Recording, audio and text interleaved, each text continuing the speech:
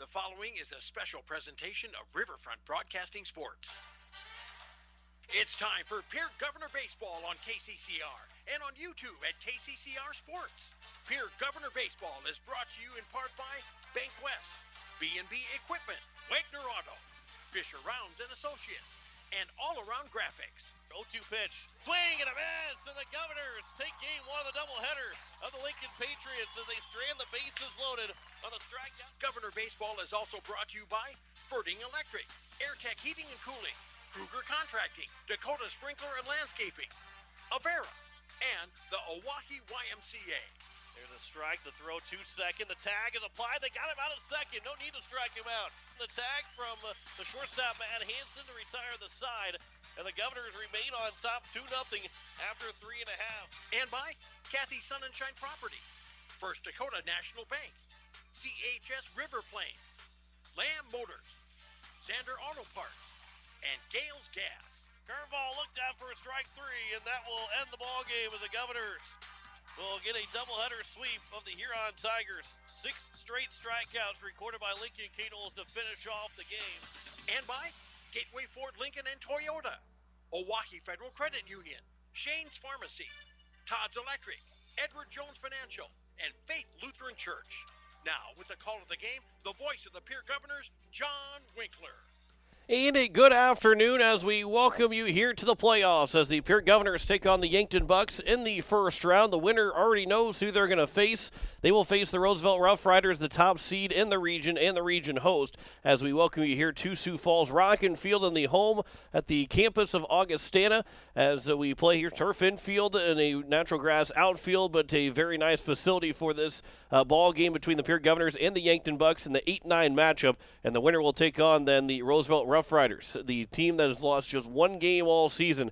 Will have to win 2 games. One of these 2 teams will have to win 2, including being that team that has lost just 1 game to make to the state semifinals next week Saturday. We do know the first team that is into the state semifinals, and that is the Washington Warriors. They upset the Brookings Bobcats in Brookings just a little bit ago. They won 6-4 in that contest, so they will be moving on to the state semifinals in Sioux Falls next week Saturday. The Governors are going to be looking to come back to Sioux Falls, not back to Rock and Field, but to the Birdcage and play where the Sioux Falls Canaries play. They're looking to play there next Saturday in the state semifinals against an opponent still yet to be determined. But this is the number 8 seed versus the number 9 seed. The Pierre Governors come in at 14-12, and the reason why they got the 8 seed is, well, they were able to get 2 big wins at the end of the season.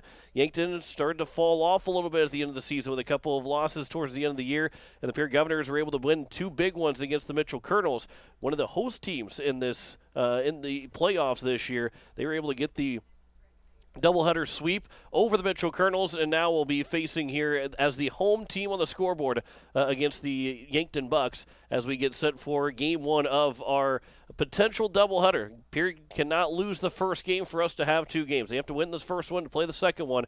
A single elimination tournament from here on out. The next loss at the end of your season, and the first team to win 4 games wins the state championship.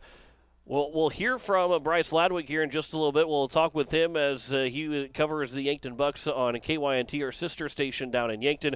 We'll talk with him as he has watched this Yankton team for quite a little bit for all the season, and we have not seen this Yankton team since the Yankton post-Legion team was here last year in Pierre. And the Governors were able to get they won the 2 games in the best of 3 to qualify for the state tournament. Before that, it was just one simple game at Harmon Park and part of a triangular last season for the spring team. They were able to pick up a win over the Yankton Bucks in that contest. So the Gals will be looking for a big win here in this first game of the region round. The winner, Roosevelt, is waiting to play the winner of this game later on tonight. That's scheduled for a 7:30 first pitch between those 2 teams, whichever one comes away with the win over the Yankton Bucks. We'll have starting lineups. We'll have first pitch on the way, but first we'll step aside for 3 minutes. When we come back, we'll have our conversation with Bryce Ladwig of KYNT. You're listening to Pierre Governor Baseball on KCCR and on YouTube at KCCR Sports. Insurance. We all need it to protect our homes, health, businesses, and belongings. But having adequate coverage is just the beginning. You also need the support of professionals who stand by your side to protect what's important to you. Fisher Rounds & Associates combines the coverage you want with the commitment you need. Fisher Rounds & Associates, at your service, at your side, with offices in Pierre, Mitchell, Watertown, Sioux Falls, and Rapid City. BankWest Insurance has the expertise and resources to deliver personalized service and customized solutions. As an independent agency, we shop dozens of companies to get you the best coverage at the best price. As your trusted choice for insurance coverage, we promise to go the extra mile so you can rest assured your loved ones and your assets are protected. Contact your local agent with BankWest Insurance to work for you. Not a deposit, not FDIC insured, not insured by any federal agency, not guaranteed by any bank, may go down in value, equal opportunity provider. At the Y, we're more than a gym. We're a cause-driven charitable organization nurturing the potential of every youth, adult, and senior in our community. From advocacy to childcare, disease prevention to athletics, swim lessons to safe spaces, our mission ensures that everyone, regardless of their financial situation, can participate in the services that we offer at the Y. We invite you to stop in and check out our youth sports, summer camps, group exercise classes, swim lessons, and so much more. Discover your Y at the Oahe Family YMCA in Pierre, where we are for youth development, healthy living, and social responsibility. Building a home. It's the biggest investment most of us make in a lifetime. Not to mention it's a decision that, well, you pretty much live with day and night. The quality of the workmanship stares back at you like a reflection. It also affects the value of your investment. Choosing the right contractor is critical. Kruger Contracting is that contractor. Call 222-2523. Quality workmanship and materials completed on time. Kruger Contracting. In a word, quality. Call 222-2523. The count may change with every pitch, but what doesn't change is God's love for you. Come join us at Faith Lutheran Church to hear about the God who blesses us with athletic skill, meaningful relationships, and the peace and comfort that comes from His Son Jesus. You can worship on Wednesday evenings at 7 p.m. or on Sunday mornings at 8:30 or 11 a.m. Faith Lutheran Church is up the hill at 714 North Grand, and happy to support our athletes, their families, and our community. Looking for your next new or used car, truck, or SUV? Then go no further than the comfort of your own home. Shop online at lambmotor.com. On lambmotor.com, you'll find the vehicles Lambs has in stock. You can schedule a test drive or your vehicle's next tune-up, all online. New or used, shop for it all online, anywhere you are. Lamb Motor has the right vehicle for you. Lamb Motor in Oneida and online, lambmotor.com. As we welcome you back to the pregame show here on KCCR, and you watch it on YouTube at KCCR Sports. Joining me is Bryce Ladwig, our sister station out of KYNT. He calls the Yankton games for both the Bucks and for the Legion team coming up in the summer. But Bryce, it's good to talk to you, and how you doing today? I'm doing well, man. How you doing? I'm doing pretty good. It's playoff baseball, no better time of the year. Maybe a little bit more warmer weather, but we'll see how warm these guys are with the bats today. This Yankton team comes in, and let's talk about them because haven't not seen them since last spring. We saw the Legion team at the end of the season, but it's a little bit different team now. What can you tell us about this Yankton team and how good this Yankton team is? Yeah, this might come off as the most cliche answer you've ever heard, but it really depends, John. And the reason I say that is that this team has had a hot stretch in the season. They won 7 straight, for example, on April 2nd through, I want to say, like 10th or 11th. And then they kind of went on a cold streak. And then they were playing 500 ball and pretty much kept doing that all the way to the end of the season. And so inconsistent, never terrible, not overpower you by any means, but there's an overall good baseball squad, 12-10 on the year, and as I said, it depends on a lot of factors, I guess, and which one you're going to see today. And that is going to might be the story for both teams: is what team, what Pierre Governor team, what Yankton Buck team is going to show up. The end of the season, Yankton didn't end the season as good as probably they were hoping to have. A couple losses in the end of the season, but they played some pretty good competition towards the end of the season. Some of the best teams in the state towards the end, correct? Yeah, this season, they were at Mitchell on May 13th, and that was a disappointing doubleheader because the way the power points, as you know, all shook out. Let's say Yankton wins those 2 games. Well, Yankton might even be up in the top 5 or so. It's they lost both of those, a tough 3-0 loss, and then the second one was a real tough on the guys, 11-1 loss. to Mitchell, and they bounced back pretty well though. 15-13 victory at Sioux Falls Jefferson, and then dropped to the Washington Warriors. And that really just kind of goes with what I said in the beginning, John. It's just kind of going back and forth. So if they're hot today up at Ronkin, then hey, maybe they defeat the Governors, right? And you'll be watching Roosevelt and Yankton play, or maybe it'll be the other way around. It really just depends on what team came to show up.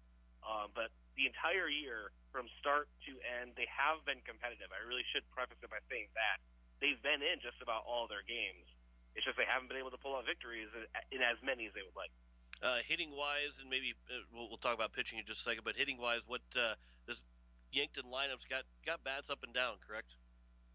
Yeah, their team batting average has climbed about 40 points from the beginning, but obviously, assuming the same goes for Pierre, when it was really cold, that affects batting averages. But a couple bats for you to look out for today. Lucas Campshop, just a sophomore, 403 batting average, also leading the team in RBIs with 19.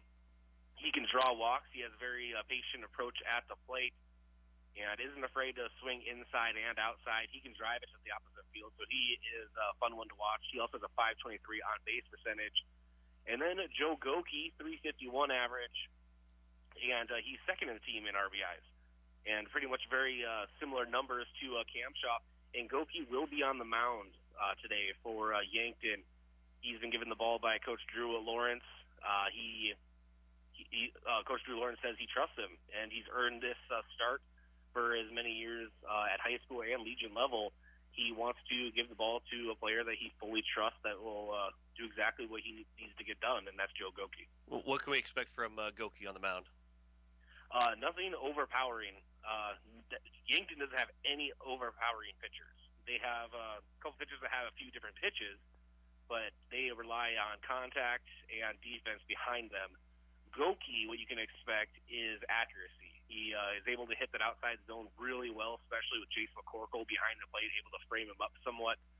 On the season, just a 1-1 record and 29 innings pitched, 2.6 ERA, and 31 strikeouts, which is pretty good numbers. But like I said, nothing too overpowering, but he's going to be relying on his defense. And talking again with Bryce Ladwig here of KYNT, our sister station out in Yankton. He'll have the call on KYNT.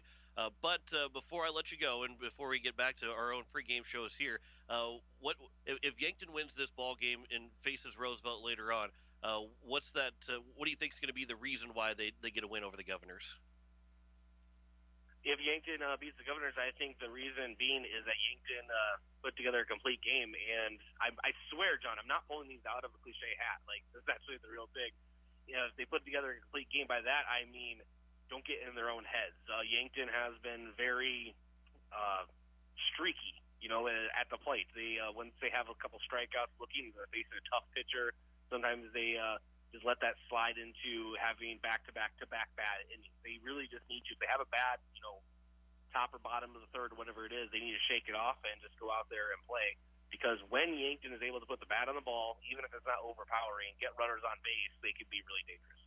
Again, Bryce Ladwig of KYNT, as he'll have the call for the Yankton Bucks on KYNT here on KCCR and on YouTube at KCCR Sports. We'll have first pitch coming up here in just a little bit. Bryce, I appreciate the time. Thanks for doing this. Always good seeing you. Always good talking to you. Take care. All right, thanks, John.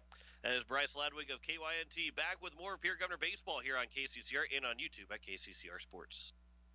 No one likes to have electrical problems, but when they happen, call Todd's Electric at 223-2518. With over 28 years of experience, Todd's Electric can handle any type of electrical problem, whether it's residential, commercial, or agricultural. Their knowledgeable staff knows and understands the importance of your home, business, or ag facility and are prepared to help. Call Todd's Electric at 223-2518. That's 223-2518. Todd's Electric, serving the Pierre and Fort Pierre areas. The line to power.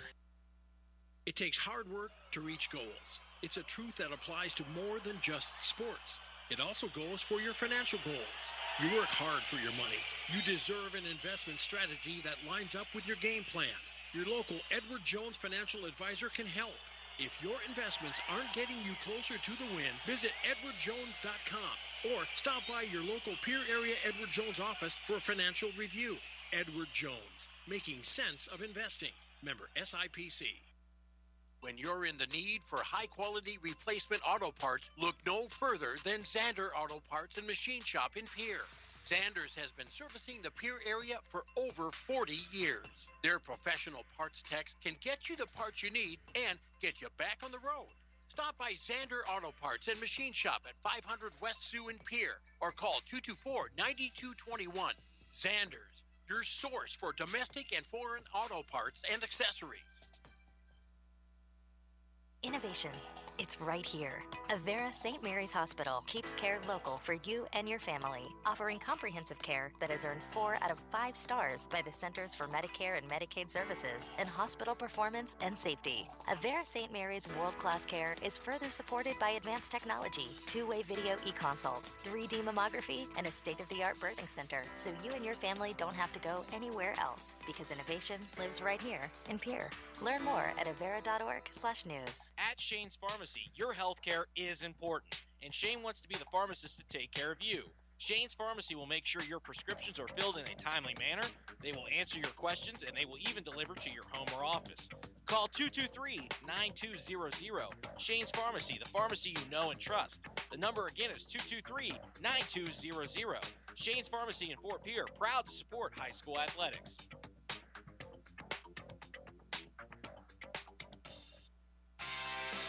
Ferding Electric has a long history of doing electrical work the right way. Economical service, professional work, and customer satisfaction is why they can say that. Ferding Electric can do residential, farm, and commercial projects. Doesn't matter if they are charged with new construction or a remodel project, they get it conducted. Contact the staff at Ferding Electric at 224-8684. They can light a spark into your next project. Ferding Electric, 224-8684. As we welcome you back here to Ronkin Field, getting set for first pitch between the Pierre Governors and the Yankton Bucks. John Winkler here. Blake Dean will join me here in just a little bit. The Pierre Governors will look at their lineups here as we'll look first at the Yankton Bucks lineup. Drew Racken will lead things off. He's the shortstop. Joe Goki will bat second, and he'll be the pitcher. Lucas Kamshoff, the third baseman, will bat third. Dylan Prouty, the first baseman, will be in the cleanup spot. Samuel Kamshoff, the right fielder, batting fifth. Connor Tykrow, the DH, will bat sixth. Jace McCorkle, the catcher, batting seventh. Then it'll be Jack Halstead, the left fielder, batting eighth, and Mac Reichen, the second baseman, will bat ninth. They do have the pitcher, Joe Goki, in the lineup. The center fielder will be the one that will not be in the batting order, as that will be Isaiah Shezhas, as he'll be the center fielder for the Yankton Bucks here in this ball game. And again, the loser is done. The winner will go on and play Roosevelt right after this one. 7:30 is a scheduled first pitch time of that one, and we'll have it here on KCCR and on YouTube at KCCR Sports as long as the Pierre Governors pick up the win here in this first game. Jane Weeby will lead things off for the Pierre Governors. He will play second base. He'll be followed by George Stalley, the left fielder, batting second. Lincoln Keenels will bat third. He's the shortstop. Gary Nedved, the first baseman, batting fourth. Grayson Hunsley, the catcher, will bat fifth. Johnny Lyons, the third baseman, batting sixth. Brecken Kruger, the center fielder, will bat seventh. Jet Zabel, the right fielder, batting eighth. Kate Kaiser will bat ninth. He is the DH. Brady Getz, the senior, will be on the mound as he will pitch in this ball game. And, well, the Governors will have to win both of them for him to have another shot to pitch one more time as a Pierre Governor, as Getz will be on the mound throwing for Pierre in this ball game. As we look at the stats for both of these guys, we'll first start here with the Pierre Governors and Brady Getz on what to expect on the mound from both these starting pitchers. 26.2 innings, that is the most of the team for Brady Getz. He has got all 8 starts of his 8 appearances, 2-2 record, 25 hits, 27 runs allowed, 17 earned runs allowed, 22 walks, 35 strikeouts. He's hit 4 men, an ERA of 4.46 and a whip of 1.76, an ERA or a batting average against of 229. For Joe Goki on the mound for the Yankton Bucks here in this ball game. Goki has going to be his 5th start of the season. He's 1-1. He also has a save, part of 2 saves in the season for the Yankton Bucks. He has allowed 34 hits, 21 runs, only 11 of them earned in what is 29 innings pitched. And walks 6, 31 strikeouts, so he does not walk a lot of guys. You have to earn your way on against Joe Goki. 31 strikeouts, second most of the team behind Samuel Kamshoff. And then he has also got an ERA of 2.655, a whip of 1.379, and a batting average against of 276. So the Governors will have their hands full against one of the better Yankton Bucks pitchers. Him and Kamshoff are probably the top two guys, just like Keenels and Getz are the top two guys for the Pierre Governors. And for the Yankton Bucks, they're looking to have Goki throw, and then most likely will then allow, after that, will allow the Governors, or will allow Kamshoff to be the starting pitcher in game number 2. If they do win and play the Roosevelt Rough Riders, the Pierre Governors, I would say most likely turn to Lincoln Keenels to throw game 2 if they get the win here in game number 1. We will step aside for 3 minutes. We come back. First pitch is going to be next. You're listening to Pierre Governor Baseball on KCCR and on YouTube at KCCR Sports.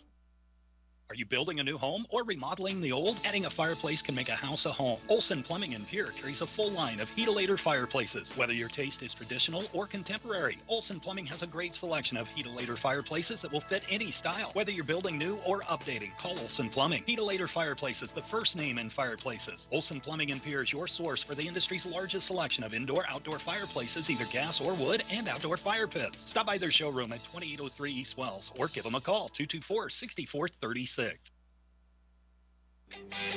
Capital City Ford Lincoln Toyota is serving the central South Dakota community and beyond with a great selection of used vehicles. Local trades and program vehicles are available. New Toyotas and new Fords are arriving and selling before they even hit the lot. So don't wait. Stop in and find out what's coming. If you've been thinking about ordering a new Ford, stop in and sit down with one of our sales specialists today. Capital City Ford Lincoln Toyota at 518 East Sioux Avenue in Pierre. Call 605-224-7378 and visit CapitalCityFordToyota.com. Hey, let's go. We're going to be late for the baseball game. I know, my air conditioner is letting me down like our middle reliever last game.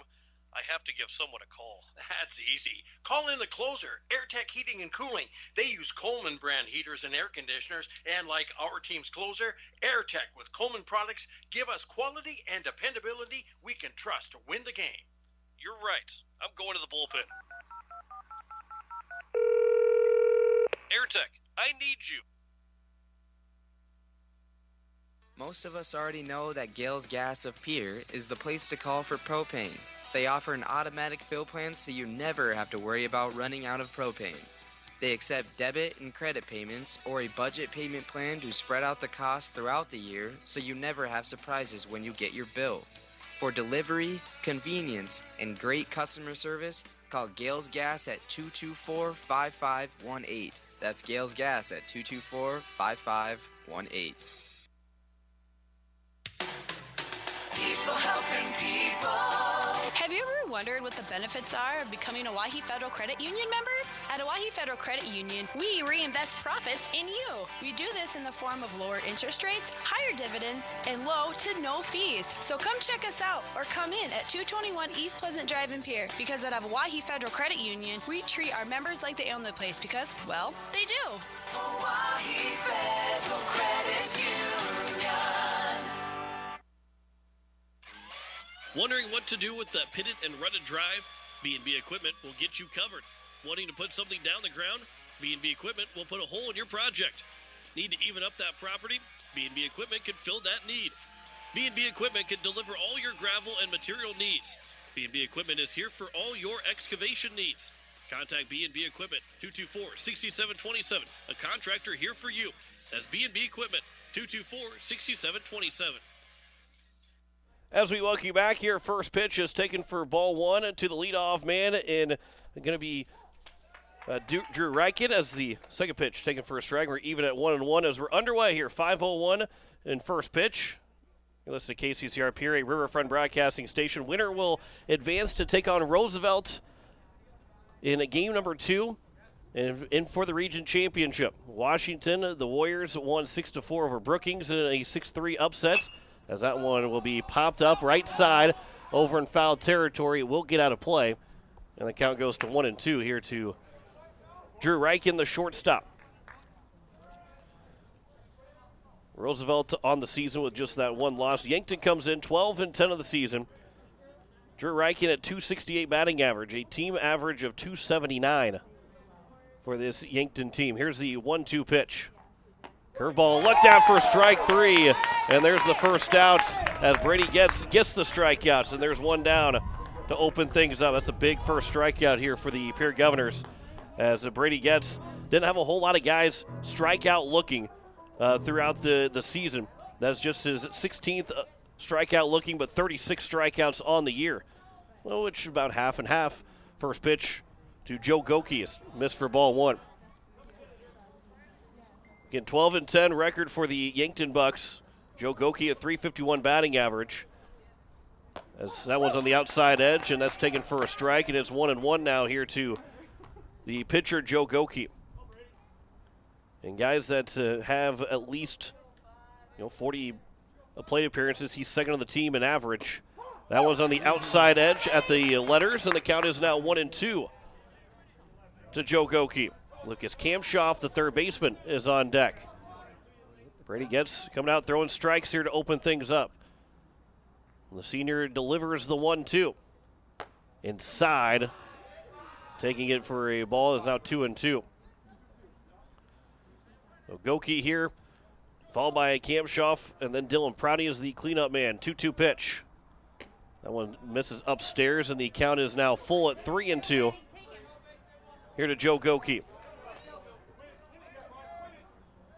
Goki with a .461 on-base percentage, looking to be the game's first base runner. He will be, as it will be a one-out walk issued to Goki, and that'll bring up Lucas Kamshoff. Kamshoff, followed by Prouty, and then Samuel Kamshoff, Connor Tykrow, Jace McCorkle, Jack Halstead, and Mac Reichen. The 9 hitters for the Yankton Bucks will go through the defensive positioning for the Governors here in just a moment. As Lucas Kamshoff digs in. Runner takes off. First pitch will miss low for ball 1. The runner will take second without a throw. And it'll be a stolen base for Joe Goki. Both teams, the running game has been a little bit hard to control. And you got to feel like a guy gets on first, they're going to try and take it more times than not. 1-0 pitch. That one catches the top of the zone, and it's even at a ball and a strike. Kamshoff with a .403 batting average. That is tops of the team. 19 runs driven in. That's also top on the team for the Yankton Bucks. 8 doubles, also tops. Yankton has not hit a triple or home run this season. That one's on the just a bit outside, and the count's now 2-1 here to Lucas Kamshoff. 29 doubles, that's all their extra base hits. 161 hits, 132 singles, 29 doubles. No triples, no home runs. Here's a 2-1. That one's on the outside edge, taking it for a strike, and the count is even at 2 balls and 2 strikes now to the Yankton Bucks third baseman. Runner on second with 1 out here in the top of the first. In the first round of the region tournament. 2-2. There's a line shot out towards left center field. That one's going to get down for a base hit. Runner all around third, the throw coming in. Cut off by Lyons. They will score the run. And after a leadoff strikeout, a walk, and then a RBI single for Lucas Kamshoff. And it's a 1-0 lead now here for the Yankton Bucks, as it brings up Dylan Prouty, the first baseman. This is his 20th RBI of the season for Lucas Kamshoff. So here's Dylan Prouty, .224 batting average. He's got 3 doubles, 17 runs driven in, second on the team in RBIs. There's a line shot through the right side. That's through for a base hit, and it will bring first and second here with 1 down. So back-to-back hits. 3 straight men have reached base, and it's first and second with 1 down. George Stalley is out in left. Brecken Kruger in center. Jet Zabel in right. Johnny Lyons at third. Lincoln Keenel's at short. Jaden Wiebe at second, and Gary Nedved at first. Grayson Hunsley behind the plate for the Pierre Governors. Here's the first pitch to Samuel Kamshoff, taken for strike 1. For Kamshoff, .319 batting average. Just 15 hits on the season for Sam Kamshoff. 0-1. That one will be grounded foul, and the count is now 0-2 to the Yankton right fielder. Tykrow is on deck, followed by McCorkle. This inning started, it looked good. A 1-2 count with one out and nobody on base turned into a walk, and back-to-back hits have gotten Yankton on the board. And that one's skied out towards left field. Going back on it is Stalley. Get underneath it, makes the catch. Runner will tag and head for third. Kanols will cut it off as it was going to be offline. And it'll be now first and third with 2 away. And in here, the first inning, Kamshoff not sure living dangerously or not, but he took off for third base. I want to make that first or third outs at third base, but he was able to get there in time. Here's Connor Tykrow, the DH. Tykrow, 146 batting average. 6 hits, all of them singles. He's got an RBI opportunity. 10 RBIs for him on the season. Pickoff attempt and back in safely is going to be Gary Nedved. Well, back in safely is the first at first base is Prouty. Gary Nedved over at first base for the Governors. Runner at first and third with 2 outs here at the top of the first. Here's the first pitch. Ground ball up the middle, fielded by Kenols. He'll throw across the diamond to first. That retires the side. 1 run does score in the inning on 2 hits. There were no errors and 2 men left on base. After half inning, Yankton Bucks lead at 1-0 over the Pierre Governors as Pierre will be coming to the plate. You're listening to Pierre Governor Baseball on KCCR and on YouTube at KCCR Sports. Hey, yo, Speedo's Lawn Care. Hello. Say, my yard's in rough shape. It's got weeds, brown spots, and crabgrass. Yeah, no problemo. What shade of green you need? We got 31 shades of green over here. Even the latest shade of septic tank grass green. That one just naturally gives off a glow. Call the professionals at True Green. They know how to get your lawn healthy and keep it healthy. They guarantee it. All technicians are trained and certified. Call True Green, 882-0643. Did you ever hear the real story about the old woman who lived in a shoe? Who had so many children she didn't know what to do? Well, in the story, she wasn't given much credit. Believe me, she knew what to do, all right. She called my mom, Tara, at Kathy Sunshine Properties. She told my mom she wanted a house with 5 bedrooms and a large yard with room to run. Tara found her the perfect house and sold the shoe to a one-legged basketball player. For your happily ever after, give me a call at Kathy Sunshine Properties, 605-224-5588. That's 224-5588. Visit contactkathy.com or stop by our new location at 301 West Capitol Avenue in Pierre. As we welcome you back here to the bottom of the first inning, Pierre Governors, they are trailing 1-0 as we head to the bottom of the first inning as Jaden Wiebe will lead things off, followed by George Stalley and Lincoln Kenols. Joe Goki is on the mound as the first pitch comes in for strike 1. Joining me now, here is Blake Dean. Joining me here in the press box at Augustana. It's a nice little setup here, Blake. I kind of like it. It's kind of bougie is probably the word I would use. We have the Division II National Championship trophy sitting to both of our rights. A radar gun, some historic baseballs up here. It's kind of a cool atmosphere for those of you watching online here. Count is 1-2 here to Jaden Wiebe. The radar gun does not have any batteries because I was going to tell you how fast every pitch was coming in if that was the case. There you go. He'll ground that one foul, does Wiebe, and the count remains at 1-2. As Wiebe, he leads things off here for the Governors. He is coming in batting .303 for Pierre. With the 3 triples, he's got 9 runs driven in, but primarily at the leadoff spot, so not a whole lot of RBI opportunities. That one's grounded just foul down the third base line, so we'll do it again here at 1-2.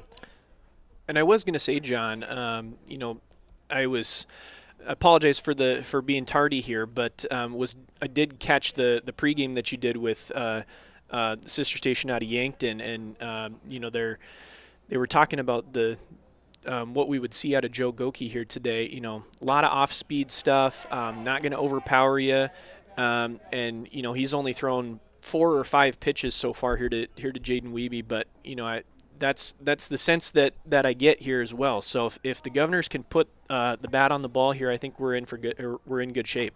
1-2 pitch comes up just inside, and it's now 2-2 here to Wiebe.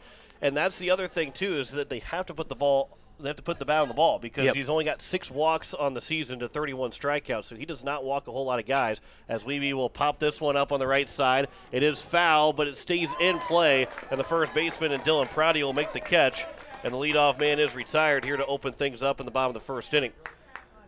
This is for the Pierre Governors as we go through the rest of the order. George Stalley, the left fielder, will bat second, with Lincoln Keenels, the shortstop, batting third. Gary Nedved, the first baseman, the cleanup spot. Grayson Hunsley, the catcher, batting fifth. Johnny Lyons, the third baseman, batting sixth. Brecken Kruger, the center fielder, batting seventh. Jed Zabel, the right fielder, batting eighth. And Cade Kaiser, the DH, will bat ninth as the first pitch is fouled out of play by George Stalley as the sun is trying to peek its way out here at Rock Field. Yeah, kind of overcast skies here. Obviously, the later start here tonight because of the graduation in. I guess I didn't understand if it was Sioux Falls' graduation or if it was Yankton's graduation that happened earlier today. But again, later start here tonight. But we do have overcast skies, and the sun is just trying to make its way out from behind a few clouds here. As Stalley strikes out and goes down to make the second out here in the bottom of the first inning, as it will be Lincoln Keenels with 2 on and nobody out. So not the start that the Pierre Governors are hoping for, as the first pitch is missed outside to Lincoln Keenels, although as we know that there is plenty of time left to go in this ball game. So it's not a, first inning doesn't, you can lose your ball game but doesn't win your ball games. Here's the 1-0 pitch off speed that is swung on and missed by Keenels, and the count's now 1-1. Yep, 7 innings will decide the winner here this evening, and will allow the winning team. Season will continue, and obviously, at this point in the season, we're in the playoffs, so the loser season is over. So let's hope that the Governors can string things together here for a full 7 innings. 2-1 pitch. Keenels will rip that one out of the gap in right center field. That's down for extra bases as it hops up on the right fielder, Sam Kampshoff. He will stop in at second, Will Keenels. It's a 2-out double, and this inning is not quite over yet, as Gary Nedved will have an opportunity to hit with a runner in score position and 2 away. Yeah, Keenels didn't really try to do anything too fancy there. Just went with the pitch. It was kind of tailing away on the outer half of the plate. He stayed with it, laced it to right center field, and I thought, based on the route that Kampshoff took to the ball, that ball had an opportunity to get by him, and Keenels could have possibly ended up on third or maybe ended up coming all the way around to score. There's a ground ball to the third baseman. The throw across the diamond is in time from Lucas Kampshoff to Dylan Prouty, and they will retire the side and leave the tying run on at second base. No runs, 1 hit, no errors, and 1 man left on base. We have played 1 full inning here at Rock Field at the campus of Augustana, and the Pierre Governors trail the Yankton Bucks 1-0. You're listening to Pierre Governor Baseball on KCCR and on YouTube at KCCR Sports. Hey you. Are you at a job that is fulfilling, has good benefits to support you or a family today, and retirement goes down the road? If you just said no, listen up. CHS River Plains is hiring operations personnel, drivers, and custom applicators at several locations. These come with a knockout affordable benefit package for you and the whole family. Apply to a job with CHS River Plains and up your benefits straight up. To apply, visit us online at chsriverplains.com or stop in at one of our locations. CHS is an equal opportunity employer. Dakota Sprinkler and Landscaping wants to make it easy for you to get that lush green lawn and that yard haven that you've been dreaming of. Visit dakotasprinkler.com to make appointments for sprinkler system spring startup, service calls, fall winterization, and landscaping quotes. Trust Dakota Sprinkler and Landscaping's professionals to get you through the planning and installation to make your landscaping needs a reality. Visit dakotasprinkler.com today. Top of the second, Pierre Governors, they are down 1-0 as we welcome you back here, the campus of Augustana. First pitch is going to be grounded foul down the third base line. That is to Jace McCorkle, the catcher. 7-8-9 here for the Yankton Bucks as they lead it 1-0. It was a walk, a stolen base for Joe Goki, and then an RBI single for Lucas Kampshoff in that top of the first to get the Yankton Bucks on the board. This is a single elimination game, and no matter where you're at here the next 2 weekends, you're playing to win, to stay alive. It's not like the state tournament for Legion where you get that extra game. You get a I wouldn't say a do-over, but you get a mulligan basically. It makes it much harder, but you get that you get a mulligan. Here's the 0-1 pitch. There's a swing and a miss on an off-speed from Brady Getz, and the count's 0-2 here to Jace McCorkle. Yeah, in Legion, you do get that one game, if you have an off game, but you can play your way back, and there are teams that have done that. But here in the high school season, it's one game. If you lose, you're out. So Governors dug themselves a little bit of a hole here after this first inning, but let's see if they can bounce back here in the next 6. 1-2 pitch, just misses upstairs, and the count's now 2-2 here to Jace McCorkle. As McCorkle, he comes in hitting 250 on the season with just 16 hits, 14 singles. Here's the 2-2. That one's out towards right center field. Coming in is Zabel. He'll make the catch, and the leadoff man is retired here for the first out. Here at the top of the second, as they'll bring up Jack Halstead. Yeah, kind of a sinking line drive pop-up combo out to right field. Thought Zabel might have broke on it a little bit late, but he ended up coming in on it, making a great play, and caught the sinking liner. So one out here for Getz here in the top of the second. First pitch, a swing and a miss, as it's 0-1 here to Jack Halstead. One of the biggest things here, Blake, as Halstead's got a 275 batting average, 393 on base percentage, is that just the extra base hits are all doubles, as it counts now 0-2 here to Halstead. They have 0 triples, 0 home runs. They hit, their team average is 279, but all their hits are pretty much singles. They don't hit the ball all around the yard like other teams do here in Class A. 0-2 pitch, swing and a miss, as Halstead was well behind it, and it was tied up in knots, even though the pitch was well outside. And then there's 2 down, and that's the second strikeout of the ball game here for Brady Getz. Yeah, not a lot of power on this Yankton Bucks squad, but clearly they really haven't needed a whole lot of power, John. To be quite honest with you, they come in with a winning record, 12-10 into this game. Kind of like was said earlier in the broadcast, a little bit kind of an up and down season, kind of mirroring the Governor's season a little bit. So this will be a good test of a few different styles of baseball. Maybe going station to station as far as the Yankton Bucks are concerned, but the Governors, with one swing of the bat, the tide can change. So that one is popped up on the infield left side. Lincoln Keenels calls for it as he'll back at the edge of the infield turf, and he'll make the catch and retire the side. A 1-2-3 inning for Brady Getz here in the top of the second. We head to the bottom of the second. The Pierre Governors still trail 1-0 to Yankton. You listen to Pierre Governor Baseball on KCCR and on YouTube at KCCR Sports. Wagner Auto Company is your complete transportation headquarters. You'll find a great selection of quality new Buick, GMC, Chrysler, Dodge, Ram, and Jeep vehicles, plus a great selection of quality pre-owned and certified pre-owned vehicles. They'll take good care of you after the sale with a full-service parts and body shop, along with a friendly financing team that'll do their best to get you into your next new or pre-owned vehicle with financing that fits your budget. Wagner Auto is your local, family-owned, full-service dealership in Pierre. WagnerAuto.com. That's WagnerAuto.com. Comtech is a total technology solutions provider. Comtech is ready to get technology to work for you, not against you. Stop into Comtech to see our selection of TVs, home audio systems, computers, and security systems. They have brand names like Samsung, Bose, Sonos, and Lenovo, just to name a few. Comtech has what you're looking for in technology. Stop in at 1601 Lowell Avenue in Pierre, or visit their website at comtechplus.com. Comtech, your trusted technology solutions provider. Back here, bottom of the second, Grayson Hunsley will lead things off for the Pierre Governors as they trail it 1-0 as the first pitch from Joe Goki comes in for ball 1. Grayson Hunsley, Johnny Lyons, then Brecken Kruger. 5, 6, and 7 for the Governors, who had that one hit and a 2-out double for the Pierre Governors. Grayson Hunsley, a 319 batting average for the Governors as he takes it on the outside edge for strike 1. With a 360 on-base percentage, that slugging percentage 362. 3 doubles so far with 18 runs driven in for Hunsley.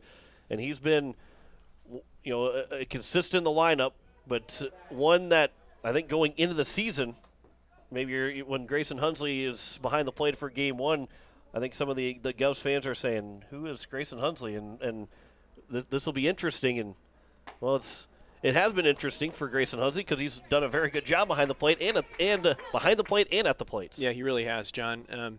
We kind of talk about the lineage of the Pierre catchers. Even going back to my time, I'll let you call this play here. Ground ball to the shortstop, and Drew Reichen, the throw to first is going to be in time. The leadoff man retired on the 6-3 groundouts. So going back to the lineage of Pierre catchers, starting, in when I was playing, Alex Gray, son of head coach Steve Gray, ended up playing football at Northern State, but really could have played both football and baseball. I know the offer was on the table for him to do both.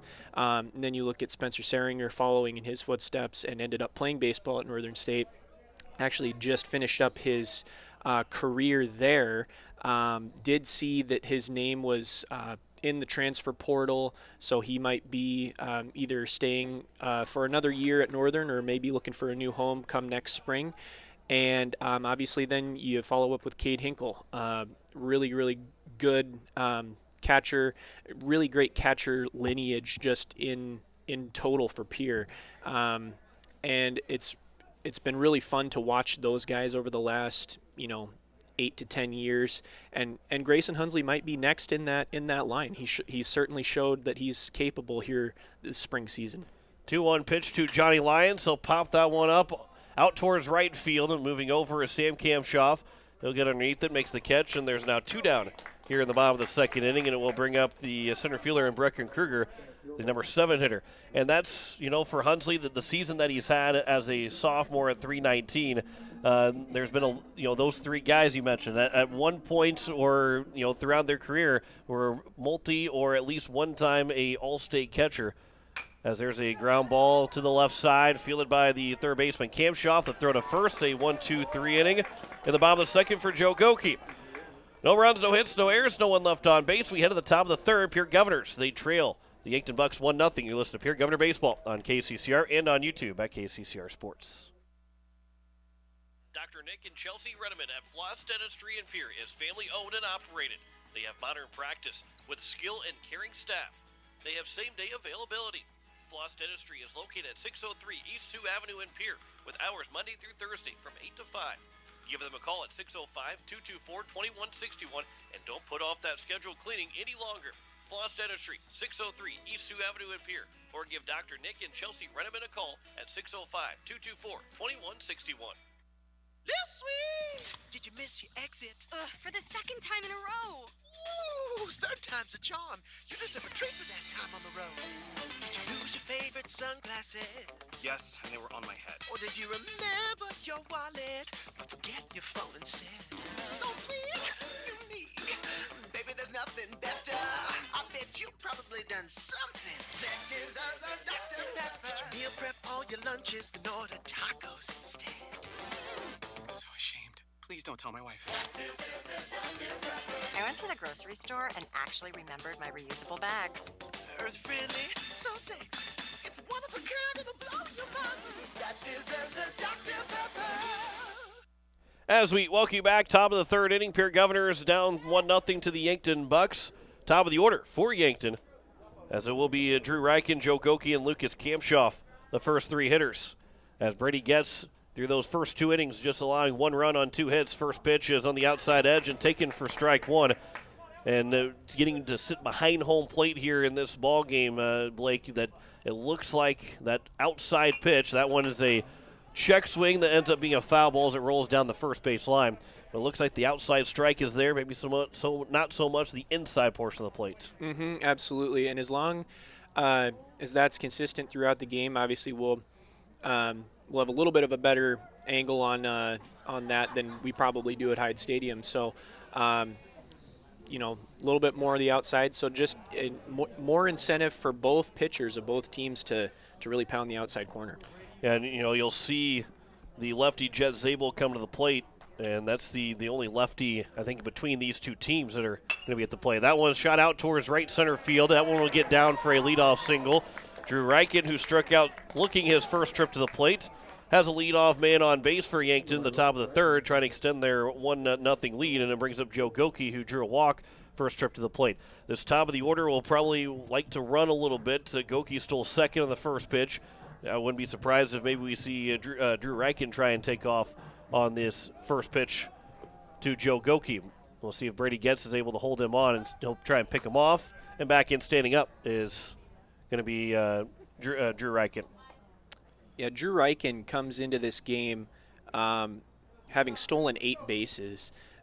He has not been caught stealing once, so 100% steal percentage, definitely a possibility to see him in motion here. Does not take off in the first pitch, misses inside for ball 1, and you got your 2 best hitters at the plate right now in terms of batting average with Goki and then followed by Kampshoff.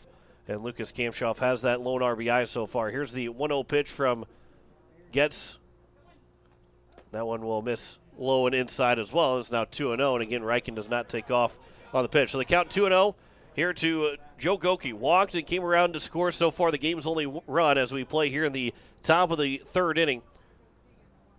As the Yankton Bucks lead at 1-0. Here's the 2-0. That one's on the outside edge, taken for a strike, and the count is now back to 2-1. Yeah, and on the pitch prior, Reichen did bluff a steal a little bit, so it's a possibility that he might be. There's still the possibility that he might be going. There he does take off on that pitch and is popped up out towards right field. Jed Zabel, long run coming in. He'll make the catch and can't get the runner back at first base as that ball hung up just a little bit too long as Reichen was at second base and to go all the way back the 90 feet to first and slid in before Zabel had an opportunity to make the throw. So there's one down and it brings up Lucas Kampshoff. Yeah, just hung up enough for Reichen to get back into first base, sliding into first. Obviously no dirt accumulating on his jersey as the all-turf infield is present here at Ronkin Field on the campus of Augustana. And again, the turf infield, you see it at Brandon Valley as well, that it goes a couple steps past the infield where the turf eventually turns into the grass and makes it. I guess you can end it at the turf, too, and make it look seamless as well. But it does look seamless in the outfield. The first pitch is upstairs for ball 1 to Lucas Kampshoff. He does have the only RBI, the base hit that scored Joe Goki in the top of the first that has Yankton the lead 1-0. Winner takes on Roosevelt in the region championship game. Another pickoff attempt, and back in standing up still is Reichen. Yeah, Goki is now on, or no, Reichen is on first base. I apologize. Reichen did look like on the pitch prior that he was going to steal again, so the hit and run might be in play again here with Kampshoff at the plate. So speed of Reichen is definitely could be a factor here in this top of the 3rd. Count is 2-0 again here now to Lucas Kampshoff. Getz delivers a 2-0. That one misses outside, and the count's now 3-0 here to Kampshoff. And your number 3 hitter, your best hitter on the team with a 400 batting average. 403 batting average coming in. Maybe you give him the green light. Getz doesn't want to walk a man to get it first and second. Here's a 3-0 pitch. Not swinging, taking ball 4 just outside, and it's a 4-pitch walk. And it's now first and second here with 1 down, and it brings up Dylan Prouty, who also has a base hit so far. One of the 3 hits that Yankton has accumulated so far in the ball game. Yeah, and if you're gonna walk one guy in this Yankton order, Kampshoff is probably that guy with the 400 batting average, the aforementioned 400 batting average, and I would rather see them, maybe pitch to Prouty here. Well, there's a ground ball, not going to be enough for 2. The throw to first from Keenels is in time. Both runners move up 90 feet. Was not hit hard enough. Was a high chopper from Prouty.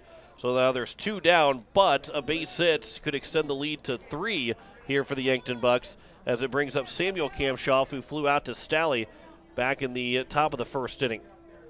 Yeah, Samuel Kampshoff comes in with a .319 batting average, .492 on base, and a .404 slugging percentage.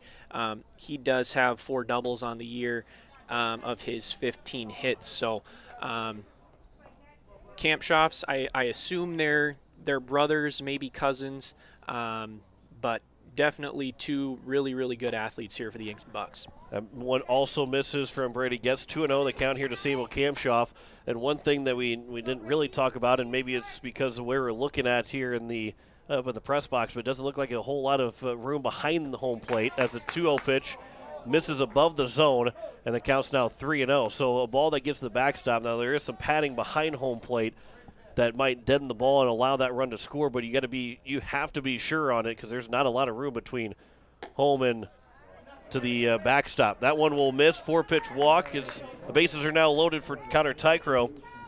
And, the second walk issue in the inning, but again, you walk the guy that's got a 4 batting average, and then you walk a guy with second and third to get the bases loaded with 2 outs. Those 2 walks are probably not an entirely a bad thing for Brady Getz, because now you got the force anywhere at 2 away. Right, absolutely. And, both of the camp shofts that reach base, one's got a 400 batting average and one is hitting 320. So, 2 of the better hitters as far as batting average goes on this Yankton Buck lineup. The other 2 with, adding batting averages above 300 being Joe Goki hitting 351 in 74 plate appearances, and Luke Bernatow, who has 1 hit in 3 trips to the plate, not a regular in this Buck lineup. So, of the guys to put on base, those 2 are pretty safe options. I'm okay with walks there. Here's Connor Tycro, first pitch, ground ball up the middle. Kinos will stay down on it, flips to Wiebe. The throw is just in time to get him at second base. Kinos was sliding like he was almost like a soccer goalie or a hockey goalie to make that stop, and he was able to flip it to Wiebe covering at second to retire the side, and it ends the inning here in the top of the third. No runs score. 1 hit in the inning. No errors. 3 men left on base. After 2.5, Pierre Governors still trail it 1-0 to the Yankton Bucks. You're listening to Pierre Governor Baseball on KCCR and on YouTube at KCCR Sports. Insurance. We all need it to protect our homes, health, businesses, and belongings. But having adequate coverage is just the beginning. You also need the support of professionals who stand by your side to protect what's important to you. Fisher Rounds & Associates combines the coverage you want with the commitment you need. Fisher Rounds & Associates. At your service, at your side. With offices in Pierre, Mitchell, Watertown, Sioux Falls, and Rapid City. BankWest Insurance has the expertise and resources to deliver personalized service and customized solutions. As an independent agency, we shop dozens of companies to get you the best coverage at the best price. As your trusted choice for insurance coverage, we promise to go the extra mile so you can rest assured your loved ones and your assets are protected. Contact your local agent with BankWest Insurance to work for you. Not a deposit, not FDIC insured, not insured by any federal agency, not guaranteed by any bank, may go down in value, equal opportunity provider. Here is Jed Zabel to lead things off in the bottom of the third inning. Pierre Governor still down 1-0. John Winkler alongside Blake Dean here in the bottom of the third. First pitch, a swing and a foul tip into the midst of the catcher and McCorkle by Jed Zabel, the right fielder, as he leads things off. 8-9-1. Zabel, Kaiser, and then back to Wiebe. The 0-1 pitch to Zabel. Misses inside. Yeah, we were kind of talking in between the commercial break here that, Joe Goki, even though he's not, super overpowering, he really does locate his pitches really well. That pitch that was called a ball, that borderline around the zone still. So definitely understand why his walk total is really as low as it is on the spring season here. On a 1-2 pitch here to Zabel. That one just misses outside. The count's now 2-2. But on a 2-strike pitch, that's another borderline pitch. That's a tough one to take, but Zabel is able to take it for a ball. And now here's the 2-2, and Zabel will foul that one away, and we remain at 2-2. But those 2 balls that he has thrown to Zabel on 2 strikes, it's hard to lay off of those pitches, and those will force you to go off the end of the bat or off the handle of the bat. 2-2 pitch, and Zabel will pop that one foul and out of play. We'll do it again here at 2-2. Good battle between Zabel and Goki to open things up in this bottom of the third inning. And I was just going to mention that, John. Jet Zabel really putting up a fight here against Goki. 2 consecutive foul balls. We'll see what happens on this 2-2 pitch. 2-2 is just again outside, and it's now 3-2. And so Zabel trying to work his way all the way back and maybe be the leadoff man on base. No walks issued from Goki. 3-2 pitch. And Zabel will rip that one out towards center field. That's down for a base hit. And the leadoff man on to open things up in the bottom of the third inning. Great at bat by Jet Zabel. Taking 2 really, really, really tough pitches on the outer half of the plate. that Goki was looking to ring him up on. A couple of foul balls stayed in the at-bat, and he ends up on first base with a line drive single to center field. What a huge at-bat by Jet Zabel, and maybe this sparks something for this Governor offense. Here's Cade Kaiser, the DH with one on, nobody out. First pitch swings and misses for strike one. Kaiser, he is an extra base. I mean, when he gets a base hit, he's most likely going to get an extra base hit as he comes in with the. I'm trying to find his numbers here real quick. 12 hits, 4 singles, 4 doubles, 2 triples, and 2 home runs. Tries to bunt it, but bunts it foul down the first base line. So the count is now 0-2. Yeah, absolutely. That's kind of the equalizer for Cade Kaiser. He comes in. Batting average isn't, shimmery by any means, hitting .222, but that's the huge equalizer for him. Of his 12 hits, he distributes them evenly. 4 singles, 4 doubles, 2 triples, 2 home runs.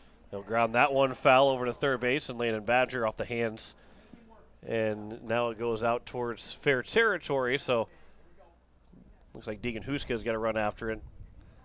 So the count remains at 0-2 here to Cade Kaiser, and I think he swung at that first pitch, ended up swinging and missing, but I think the one of the things for Kaiser was to get a swing early in the count, not take too many pitches and then get yourself behind that way. Here's the 0-2 pitch again. He'll swing and miss and a pitch in the turf, but the catcher cannot find it. Kaiser is out.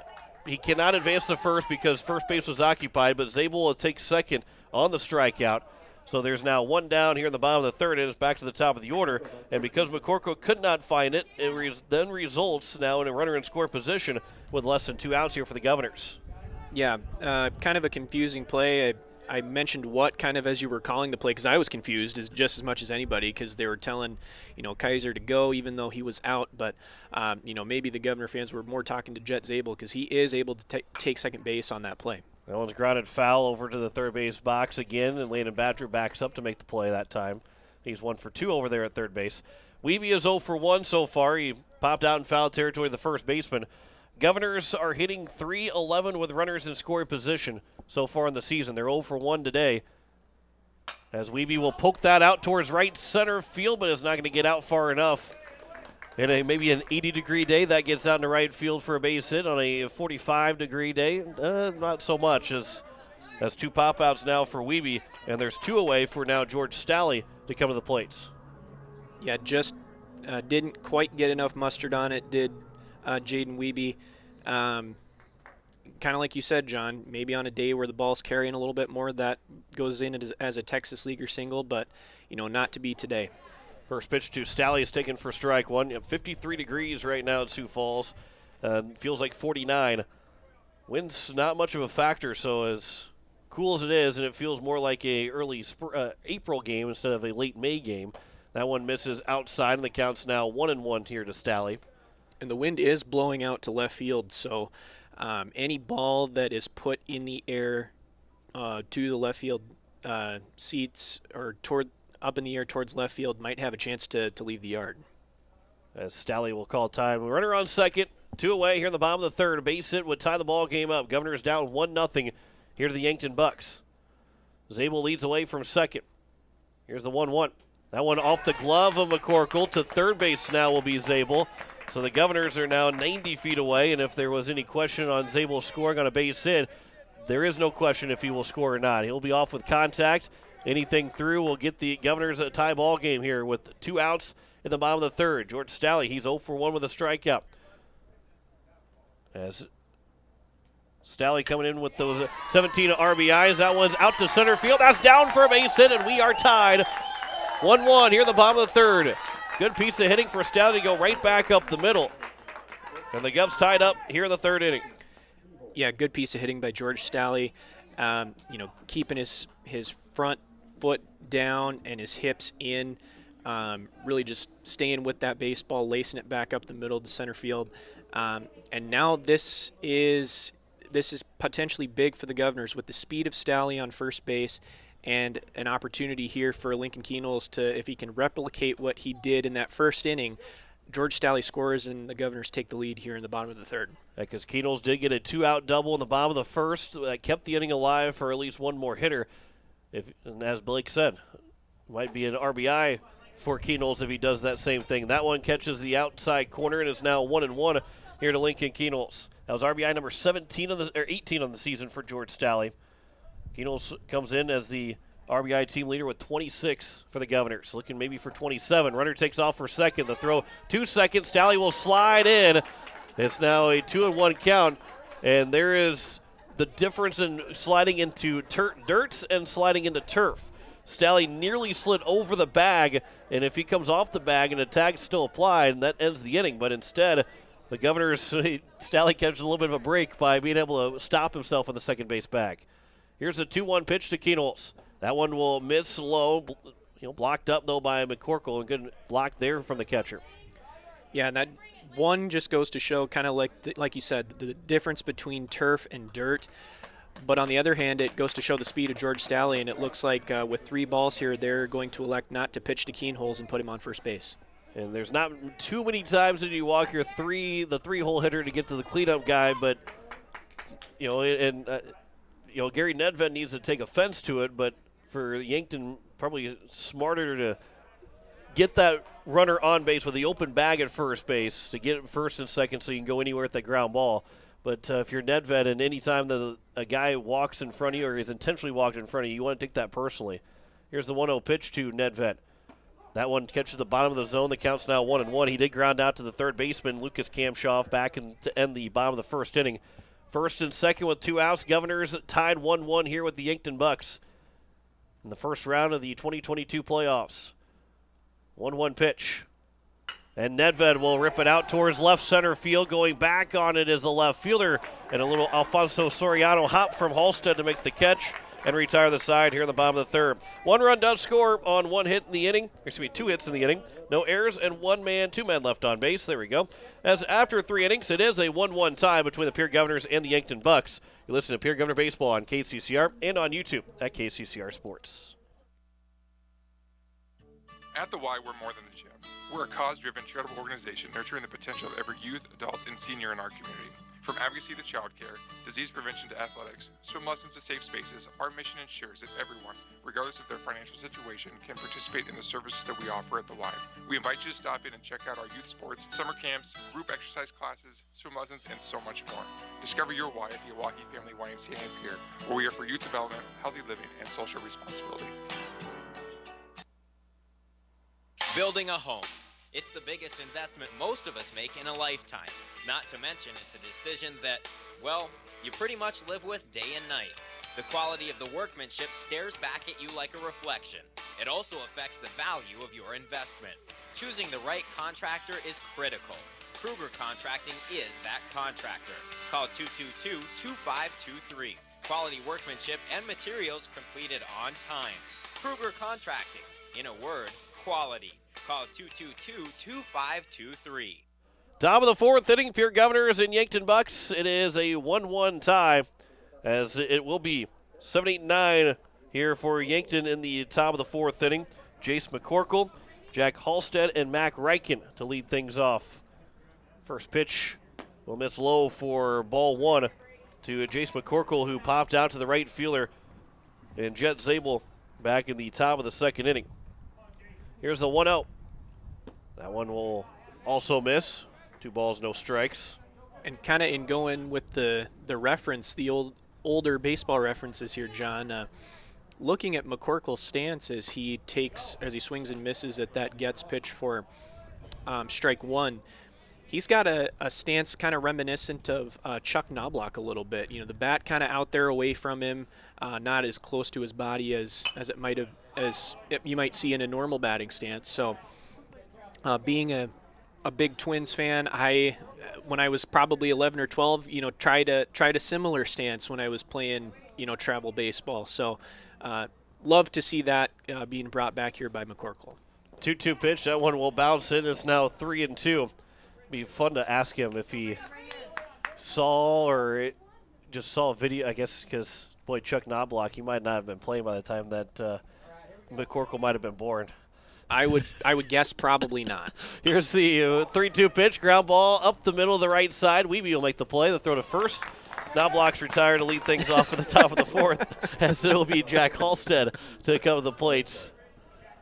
Some of the fun references, some of the old time, and also for you and me, and I'm sure there's others for you listening right now. If you're a little bit older than both me and Blake, you're probably going to get mad for me saying this. As the first pitch is chopped off the plate right side, Brady Getz will field. He'll step on the bag at first himself. And who says a pitcher can't play his position? There's now 2 down, and it'll bring up Mac Reichen.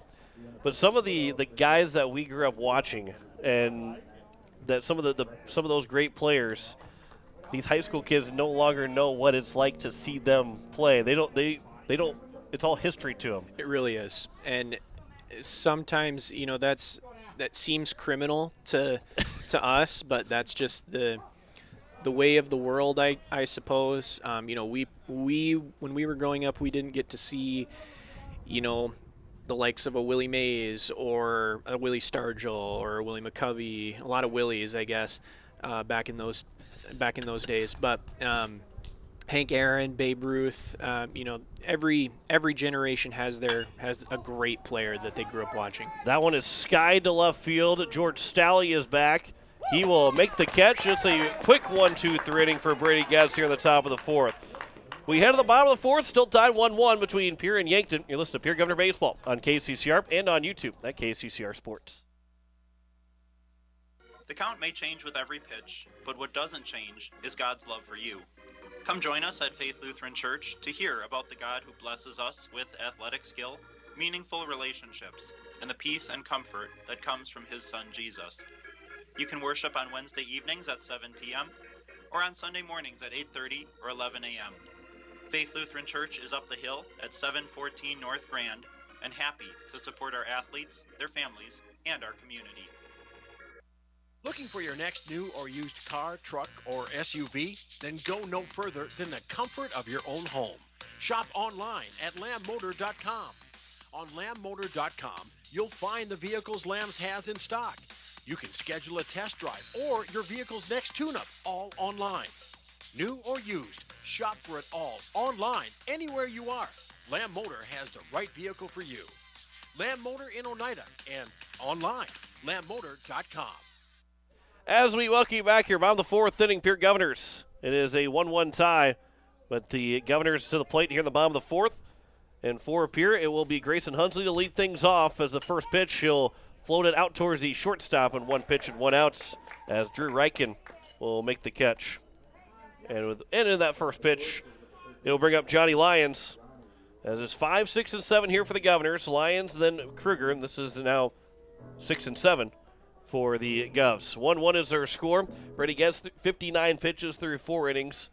Joe Goki, this will be pitch number 54 for him as the first pitch is over for strike 1 to Johnny Lyons, who flew out to the right fielder in his first trip to the plate. Yeah, I was going to ask you about that eventually, John, how many pitches each pitcher has thrown up to this point. But Johnny Lyons comes into today's games hitting .219 with a .350 on-base percentage, .281 slugging percentage, 5 singles, 2 doubles, 4 RBI, 5 runs scored. So he does have 6 walks and 6 strikeouts, so his strike-to-walk ratio is even. Let's see if he can either put a ball in play and make this Yankton defense work, or potentially work his way on with a walk against a really tough guy to take walks against. I would say the count is 2-2 here to Lyons. The 2-2 from Goki. Swing and a miss, and Lyons will strike out, and there's 2 quickly gone here in the bottom of the 4th inning. The intentional walk, I think there is another category for these guys that I don't have on the sheet, but I think it goes for intentional walks being a separate category than actual walks. Sure. Well, one, because it also does not affect your pitch count when you essentially walk somebody. Kruger trying to bunt his way on, but he bunts it right back to the pitcher. The throw to first is in time, so it becomes a very, very quick inning for Joe Goki on the mound with a 1-2-3 inning as the Governors go down quietly. We head to the top of the 5th. We are still tied 1-1 between Pierre and Yankton. You're listening to Pierre Governor Baseball on KCCR and on YouTube at KCCR Sports. No one likes to have electrical problems, but when they happen, call Todd's Electric at 223-2518. With over 28 years of experience, Todd's Electric can handle any type of electrical problem, whether it's residential, commercial, or agricultural. Their knowledgeable staff knows and understands the importance of your home, business, or ag facility and are prepared to help. Call Todd's Electric at 223-2518. That's 223-2518. Todd's Electric, serving the Pierre and Fort Pierre areas. The line to power. It takes hard work to reach goals. It's a truth that applies to more than just sports. It also goes for your financial goals. You work hard for your money. You deserve an investment strategy that lines up with your game plan. Your local Edward Jones financial advisor can help. If your investments aren't getting you closer to the win, visit edwardjones.com or stop by your local Pierre area Edward Jones office for a financial review. Edward Jones, making sense of investing. Member SIPC.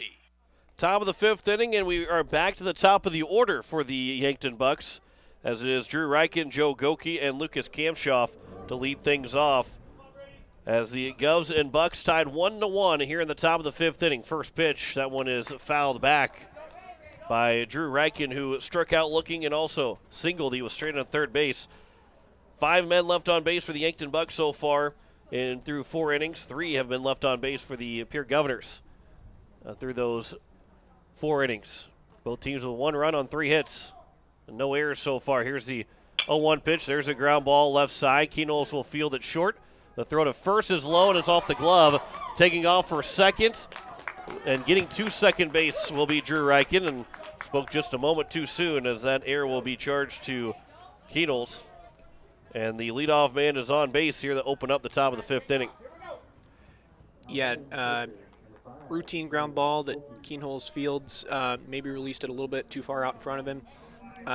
Tough play for Nedved to make over there at first base. You know, he's not used to the turf maybe.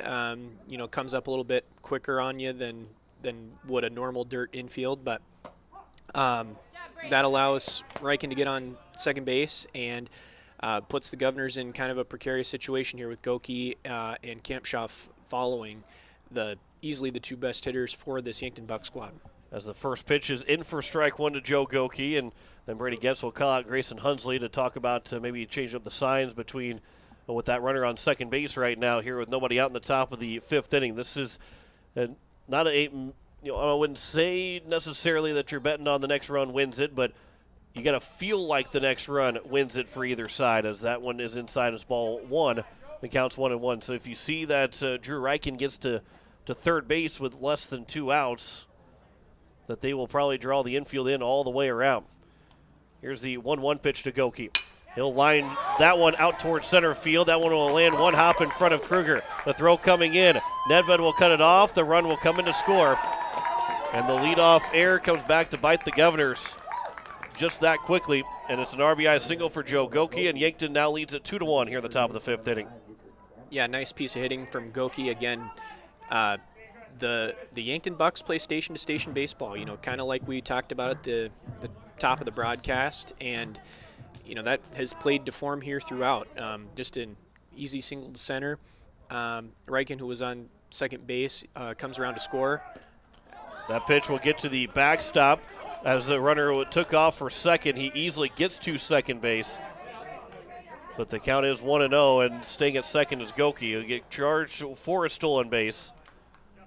So that's his second steal so far in the ballgame. There's a runner on second with nobody out, and a 1-0 count here to Lucas Kamshoff. This is danger territory now for the Governors. Here's the 1-0 pitch. There's a strike taken. Count is even at a ball and a strike.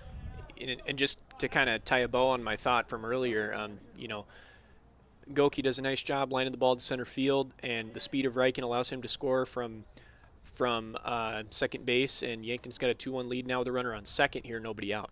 1-1. That one will bounce to get to the backstop, and to third base will now be for Goki, and the count's 2-1. And a runner on third with nobody out. The Governors will draw the infield in all the way around to try and keep Goki from scoring on a ground ball. So a second run of this inning, already 90 feet away with nobody out, and Yankton now leads at 2-1. 2-1 pitch. That's outside. It's now 3-1. On deck is Dylan Prouty. He'll be followed by Samuel Kamshoff. And even if the runner here, or excuse me, the batter and Kamshoff gets on base, I would maybe expect the Governors to still stay all the way in. There's a strike taken on the outside edge that Kamshoff took a step towards first base thinking it was ball 4, but instead will dig back in. A full count from the windup, 3-2 pitch. Here's a line shot. That's going to be a base hit. That's going to drive in the other run. It's now a 3-1 ball game with nobody out here in the top of the 5th. And the second RBI now from Lucas Kamshoff. Yeah, another, just solid piece of hitting. Yankton, those two best hitters we talk about, Goki and Kamshoff, they both just lined the ball right back up the middle. And, that potentially spells the end of the day here for Brady Getz, that first run being unearned. But obviously that second one would have been an earned run because of the single from Goki and then followed up by the single from Kamshoff that allowed them to score. So looks like Brady's day is done, and we'll see what Jackson Edmond has in store for us when we come back. And Jackson Edmond on the mound here for the Governors. Back in a minute. You're listening to Pierre Governor Baseball on KCCR and on YouTube at KCCR Sports. When you're in the need for high-quality replacement auto parts, look no further than Zander Auto Parts and Machine Shop in Pierre. Zander's has been servicing the Pierre area for over 40 years. Their professional parts techs can get you the parts you need and get you back on the road. Stop by Zander Auto Parts and Machine Shop at 500 West Sioux in Pierre or call 224-9221. Zander's, your source for domestic and foreign auto parts and accessories.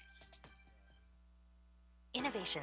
It's right here. Avera St. Mary's Hospital keeps care local for you and your family, offering comprehensive care that has earned 4 out of 5 stars by the Centers for Medicare and Medicaid Services in hospital performance and safety. Avera St. Mary's world-class care is further supported by advanced technology, 2-way video e-consults, 3D mammography, and a state-of-the-art birthing center, so you and your family don't have to go anywhere else, because innovation lives right here in Pierre. Learn more at avera.org/news. As we welcome you back here, Jackson Edmond is now on the mound for the Pierre Governors as he will deal with a runner on first and nobody out. And for Jackson Edmond, this will be his 8th appearance. He is 2-2 on the season, 23 hits allowed, 19 runs, 13 earned. The ERA of 4.789 and a whip of 1.895 for Jackson Edmond. First pitch showing bunt, missing for the bunt was Dylan Prouty, the cleanup hitter. You don't see that very often, a cleanup hitter trying to bunt the ball, but in the playoffs you start to do different things. Sometimes you can't be surprised on anything that someone does in the playoffs. Here's the 0-1 pitch. Edmond, as Prouty shows bunt, pulls it back, takes it for ball 1. The count's even at a ball and a strike. And even with Prouty squaring to bunt, we all know about Jackson Edmond's pickoff move. Maybe he looks to put it into play here on a 1-1 count. Showing bunt, pulling it back again. The count's now 2-1.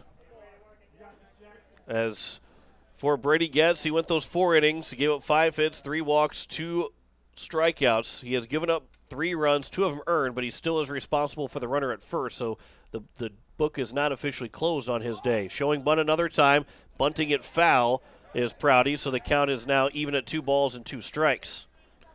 Yeah, Edmond's got a lot of movement coming from the left-hand side. Both of those pitches that Prouty has bunted foul have, kind of gone behind him a little bit just to kind of show you the movement of Jackson Edmond's pitches here. Here's a 2-2 pitch. Runner takes off. Ground ball up the middle. Fielded by Keenol's off the glove. Picks up the bare hand. The throw to first is not going to be in time. So it's now first and second with nobody out. And that will be another error charge to Keenol's, his second of the inning. And the Governors could be having 2 outs this inning, and it could be a lot different story. For the Governors, again, 14-12 in the season, but in 8 of their 12 losses, and of course this inning has only given up 2 runs. Feels a lot more just because of how few runs have scored in this ball game. But in 8 of the 12 losses, as there's a bunt that's popped up left side that's going to fall foul, as Jackson Edmond thought about laying out for it. He could have dove from Sioux Falls to Brandon the way as long as he is and how much that turf goes. But in 8 of the 12 losses, they've given up at least a 5-spot or more. And so those big innings, which, you can say, well, that usually tends for you to have a loss, but most of the time they have lost, they've given up big innings. So you want to try and keep this a 2 runs allowed in this inning. There's another bunt attempt that will be foul again. So the count is now 0-2 now here to Samuel Kampshoff. But again, even though they were trying to have Samuel Kampshoff bunt, we've kind of talked about it before. He is a .319 hitter coming into today, one of their probably big 3 or big 4 here for the Yankton Bucks. So still very dangerous with 2 strikes. He swings and misses that pitch. As that one came inside on him, and he strikes out. There's the first strikeout of the ball game for Jackson Edmond, and it will bring up now Connor Tycrow, the DH, who was 0 for 2. He grounded out to the shortstop and also grounded out to Keenol's again at short, but it ended up going the other way, so he gets credit for a fielder's choice. Here's the first pitch to the DH, Tycrow. There's a ground ball to Keenol's the third time. Throw to second for 1. Back to first. It's going to be a 6-4-3 double play, and the Governors will get out of the inning. So a double play gets them out, and the Governors will head to the bottom of the 5th inning. Now down by 2 as 2-run score on 2 hits in the inning, 2 errors, and 1 man left on base. Pierre down 3-1 as we head to the bottom of the 5th. You're listening to Pierre Governor Baseball on KCCR and on YouTube at KCCR Sports. At Shane's Pharmacy, your health care is important, and Shane wants to be the pharmacist to take care of you. Shane's Pharmacy will make sure your prescriptions are filled in a timely manner, they will answer your questions, and they will even deliver to your home or office. Call 223-9200. Shane's Pharmacy, the pharmacy you know and trust. The number again is 223-9200. Shane's Pharmacy in Fort Pierre, proud to support high school athletics.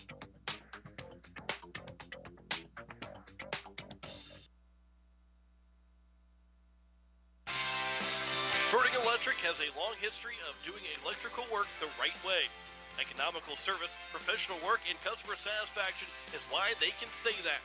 Verdict Electric can do residential, farm, and commercial projects.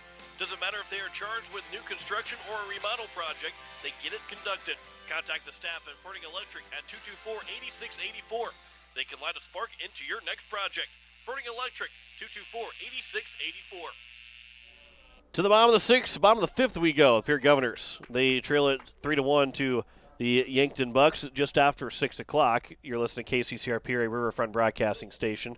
Jed Zabel, Cade Kaiser, Jaden Wiebe, 8-9-1. Governors did score their lone run with these 3 to lead off an inning. First pitch to Zabel. Starts to go around, holds up in time, but it's still called a strike, and it's 0-1 here to Zabel. He singled and then came in to score on Staley's RBI single, which got the Govs tied back up 1-1. Yeah, an opportunity here for Jet Zabel to really step up and maybe keep seeing the ball well in this righty-lefty matchup, and kind of do the same thing. Put the ball in play, get on base to lead off an inning, and start something here for the Govs. 1-1 pitch. Zabel off the handle of the bat, so it'll go out to the second baseman, and Mac Ryken will make the catch, and there's one down here to open up the bottom of the 5th. As we get a little bit farther along in this ball game, things are it's not time to panic by any means, but you're down to your last 8 outs and still plenty of time. But you want to start putting some good at bats together here against Joe Goku, who's just been hard to figure out for the Governors. First pitch over for strike 1 to Cade Kaiser. Yeah, Cade Kaiser again. We kind of talked about the equalizer here. Let's see if he can put the hard swing on a ball here. He does out towards center field, but it will hang up in time for the center fielder in Chesas to make the catch. And there's now 2 quickly down here at the bottom of the 5th. And we'll bring up Jaden Wiebe, the top of the order here for the Governors. Check out some of the scores around the state right now. Looks like Mitchell is beating Harrisburg 4-0 in the region championship game. Washington is into the semifinals. That's 4-0 after 4.5. Mitchell coming back to the plate. That first pitch is upstairs for ball 1. Lincoln is into the region championship game. Brandon Valley playing Rapid City Central. They're leading 4-0 is Brandon Valley. That pitch upstairs, and it's now 2-0. And, of course, the winner of this game will take on the Roosevelt team, who did not have to play in the first round. Douglas did not make the trip out. And Roosevelt got a first-round bye. There's a shot out towards left center field through the hole on the left side, and a base hit for Jaden Wiebe. And there's another two-out single here for the Governors. And George Stalley, who has the RBI single for the Govs, will come to the plate. Yeah, nice piece of hitting there from Jaden Wiebe, who really has continued to see the ball well from his time earlier in the week against Mitchell. Really had a good doubleheader there, and that has continued over to today. Sharply hit ball through the left side of the field, and that puts him on first base with 2 outs. First pitch to George Stalley, ground ball left side, fielded by the shortstop and Drew Reichen. The throw to first, scooped out at first by Prouty. A huge scoop over there at first base, and it retires the side. That's a big one that might need to be circled on the way back. No runs, 1 hit, no errors, and 1 man left on base. After 5 complete, it is Yankton leading Pierre 3-1. You're listening to Pierre Governor Baseball on KCCR and on YouTube at KCCR Sports.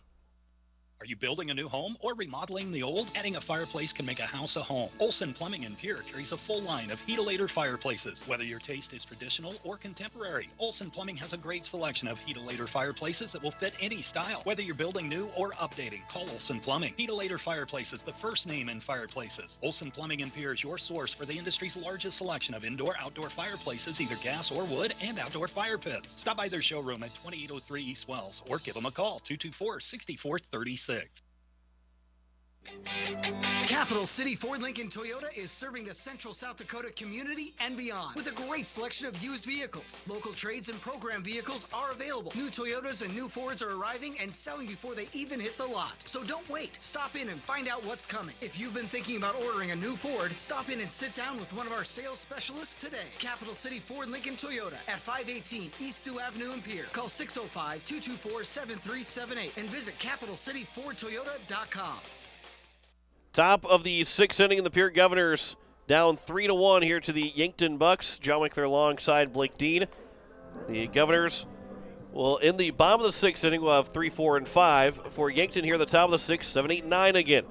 This has been very odd to see how this game has gone through. 6 hitters came to the plate. Connor Tykrow has made the third out in each of the three innings that he's come to the plate. McCorkle, as he swings and misses the first pitch, this will be the third time he's come to the plate, and all 3 times as the number 7 hitter is leading things off. It's always been the leadoff man, then the number 7 man, leadoff man, 7 man, leadoff man, and now back to the 7th man here at the top of the 6th. So here's the 0-1 pitch. There's a swing and a miss. It's now 0-2. And I guess the Governors would like to see the leadoff man come up in the top, open up the top of the 7th, because it'll be another 1-2-3 inning. Yep, absolutely, and that just goes to show that the top of the Yankton lineup has really done the damage here for them. Obviously not a lot of damage, as it is a 3-1 lead here for the Bucks, but they do have something going here now to start the top of the 6th. Yeah, it ended up being McCorkle that gets hit. It looks like he got hit in the right leg, so that would be the back leg from his batting stance. So it'd be a runner on first here with nobody out. And we'll have a courtesy runner for the Yankton Bucks. I think it was number 14, Tykrow, brother of Connor Tykrow, I assume, or a cousin. So don't have a first name while we just have a first initial H on our sheet here. A bunt, a pickoff attempt, and Tykrow is back in safely. Jack Hallstad, the left fielder. Oh, they're going to call a balk on Jackson Edmond. And so now Dirk Campbell will come out and we'll ask why the balk was called. And for Jackson Edmond, I wouldn't say he walks the line, but I think he is very close to balking a lot. But as a lefty, as long as that foot is going towards first base, more towards first base than going home, that is allowed. That's you're not deceiving the runner, but you're kind of you can't deceive the runner, but you're kind of deceiving the runner anyway. But And so Dirk is going to continue to ask questions about this because, again, if he's stepping to first base, he can't, because you're not stepping home, because you obviously would be stepping to the plate. But if you put your foot out stepping to first, then it will be a balk. Yeah. Or it will not be a balk. Right. And, that's something, all left-handed pitchers are obviously trying to toe that line as much as they can, because that's how your pickoff move is so effective. But again, you run that risk of potentially having it being called a balk and ending up in this situation here. As there's a bunt attempt, and not pulling it back in time was Jack Hallstad. He ends up taking a strike. So it's now an 0-1 count here to Hallstad. Again, that first pitch was a pickoff attempt and turned into a balk. So at second base now is Tycro running for McCorkle. Showing bunt again, and now a bunt down the third base line. It will roll foul and picked up by Edmond down the third base line foul. So it's now 0-2. Didn't have the slice to it. No, not at all. Edmond's pitches, at least from what we've seen for the most part, really kind of have a lot of late break to them anyway. So a lot of the bunt attempts that we've seen from Yankton have either to the right-handed hitters have either gone behind them if they've bunted them foul, or just have enough slice to roll foul. Trailing bunt a third time, and he'll bunt it foul, and he'll strike out. So there's now one down, and that's a big strikeout. Turns into a strikeout for Jackson Edmond. So it's now Mac Reichen, the number 9 hitter. So one way you can look at it for both teams is that, unfortunately, got the strikeout, but the sacrifice basically happened because the runner at second, and for Yankton, you're probably a little bit more okay with it as the first pitch is on the outside edge for strike one to Mac Reichen. But even though he strikes out, the runner still got to second, so it didn't really hurt you as well, but I would have liked to put the ball in play. Here's the 0-1 pitch to Mac Reichen. Here's a ground ball left side. That's going to get through for a base hit. Rounding third, holding up at third base as Stally will throw it back in. Tycro's on at third, first and third now with one out, and it brings to the top of the order in Drew Reichen.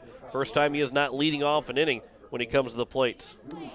Yeah, and I must say, John, I really like how the Yankton Bucks play baseball. It's a really throwback style of baseball, station to station. They bunt people over. They put guys in motion. It's an exciting brand of baseball to watch. You don't see it a whole lot anymore, especially even at the major league level. But it is exciting because you have guys on base all the time, and that really, energizes the fans in the stands for sure. First pitch misses for ball one to Drew Reichen. He singled back in the third, reached on air in the fifth as that pitch nearly got away, but a good stop there by Grayson Hunsley. And the count's now 2-0 here to Drew Reichen. A double play gets you out of this inning. The speed of Drew Reichen may be tough to turn, but with the turf, that ball gets on you a little bit quicker to start that turn a little bit faster. Here's a 2-0 pitch to Drew Reichen. He'll take that one for a strike. Reichen was starting to bail out of it before that pitch got to the plate. And the count's now 2-1. Yeah, you've got speed on the bases right now with Tycro at third and with Mac Reichen at first. And, obviously with Drew Reichen at the plate right now, speed all over the diamond right now. Runner takes off for second, so you're not going to get the double play as it ground balls to Keenels at short. The throw to first is in time. But it's now a 4-1 ball game as Yankton gets an RBI ground out from Drew Reichen. And it was the Govs will have to at least score 3 in the next 2 innings to keep this ball game going. As, again, RBI ground out, 6-3 on the putout, and there's 2 away. Yeah, let's see if the Govs can get out of this inning here with only being down 3 as, one of the big 2 steps to the plate for the Bucks. That ground ball, hard ground ball to Keenels. Gets up. The throw to first is not going to be in time. Runner going to try and score. The throw back to the plate's not going to be in time either. It got away. Now the throw to second. The tag not applied in time. And it's a 5-1 ball game. And, boy, that one, I don't know if he end up giving a base hit to Goki. Because the throw was okay. The throw was on line. It wasn't bobbled by Keenels. I guess it kind of was bobbled by Keenels. And then the throw from Nedved ends up turning into an error because the runner got to second on the throw. That got away from Hunsley. But it's now, either way, it's a 4-run lead for Yankton. They're up 5-1 with 2 outs in the top of the 6th. And Joe Goki can help himself out with another runner and score. Joe Goki's on at second. He can come in and score on a Lucas Kamshoff base hit as he fouls the first pitch away. Again, going back to that exciting brand of baseball that I was just talking about. Goki puts the ball in play. Tough play from Keenholz there over at shortstop. He ends up beating the throw to first base, and a really heads-up base running job by Mac Reichen, rounding third base and going in to score. Really, you don't lose anything in that instance. Runner takes off for third, gets away from Hunsley, but he'll stop at third base, will be Goki. The count's now 1-1. And kind of going back to that thought, you don't lose anything in that instance with, him trying to score. Even if he does get thrown out at the plate, you're still up 4-1 going into that the bottom half of that inning. You're up 3 runs, and you're feeling still pretty good about your chances. That pitch will be taken at the knees. It's now 1-2 here to Lucas Kamshoff. They do rule in an error on Keenholz, and then also an error by Gary Nedved, so 2 errors in the same play by the Governors. As Pierre has had 4 so far in the ballgame. There's a swing and a miss by Kamshoff and a strikeout of Edmond, and it retires the side here in the top of the 6th. But another 2-run score on just 1 hit, 2 errors, and 1 man left on base.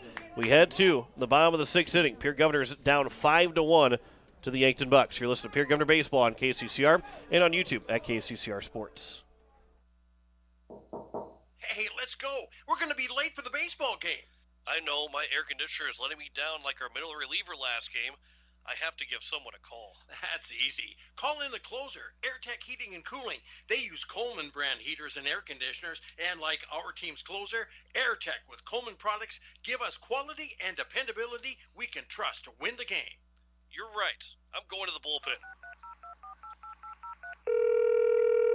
AirTech, I need you.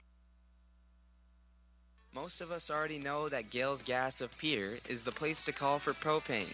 They offer an automatic fill plan so you never have to worry about running out of propane. They accept debit and credit payments or a budget payment plan to spread out the cost throughout the year so you never have surprises when you get your bill. For delivery, convenience, and great customer service, call Gales Gas at 224-5518. That's Gales Gas at 224-5518. Here we are in the bottom of the 6th inning. The Pierre Governors down by 4, 5-1, as it will be Lincoln Keenholz to lead things off, followed by Gary Nedved and Grayson Hunsley. First pitch over for strike 1. Joe Goki, that was pitch number 68 for him, so he is in a good spot to try and go the distance, but the Governors would like to turn things around here. Down by 4 as the 0-1 is outside, and it's now 1-1. Keenholz is 1 for 1 with a double and an intentional walk. Been stranded on base both times. Yeah, let's see if Keenholz can keep up his positive offensive production here and start the bottom of the 6th with a bang here. There's a ground ball left side. Going to be a tough play. It's short from Drew Reichen. The throw across the diamond is in time. They got him. Boy, that looked very close. Looked like Keenholz got the foot down in time, but he is out at first base, and the leadoff man retired. And a good play from Drew Reichen.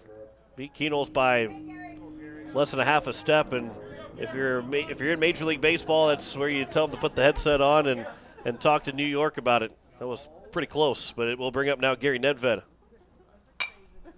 As that one's popped up foul and out of play on the first pitch to Nedved. He is 0 for 2 with the ground out and a fly out to left. Yeah, really, really tough break for the Governors here to start the bottom of the 6th. Again, kind of looked to us like Keenholz beat that throw, but that's why we're up here calling the game and we're not down on the field making the calls. So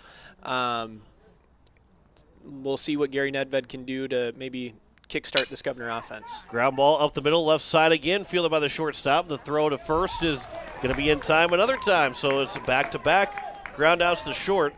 2 down here in the bottom of the 6th, and it will bring up Grayson Hunsley, the catcher, who's 0 for 2. Yeah, that throw by Reichen over there at shortstop, a little bit lower than the throw in the hole to get Keenholz, but Dylan Prouty's done a nice job over there at first base, picking that ball. I believe it was last inning, if not a couple innings ago, to end the Governor threat, and obviously, taking that one a little bit easier as far as taking that hop was concerned. But he's done a really nice job defensively, and really overall, the Yankton Bucks have done a pretty quality job here this evening in playing really, really solid defense behind a great pitching performance by Joe Goki thus far. A check swing, but a full swing by Hunsley, and the count's now 1-2 as Goki is a strike away from finishing 6 completes, and Hunsley will ground that one down the third base line. Fielded by Lucas Kamshoff. Throw across the diamond is in time, and a 1-2-3 inning on 3 groundouts by Joe Goki. And we head to the top of the 7th. The Pierre Governors down by 4, 5-1. You listen to Pierre Governor Baseball on KCCR and on YouTube at KCCR Sports.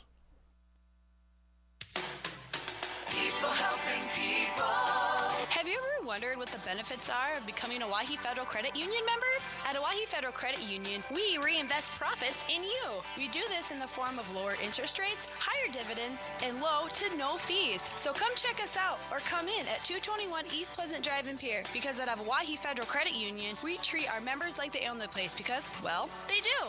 Wahi Federal Credit Union. Wondering what to do with the pitted and rutted drive? B&B Equipment will get you covered. Wanting to put something down the ground? B&B Equipment will put a hole in your project. Need to even up that property? B&B Equipment can fill that need. B&B Equipment can deliver all your gravel and material needs. B&B Equipment is here for all your excavation needs. Contact B&B Equipment, 224-6727. A contractor here for you. That's B&B Equipment, 224-6727.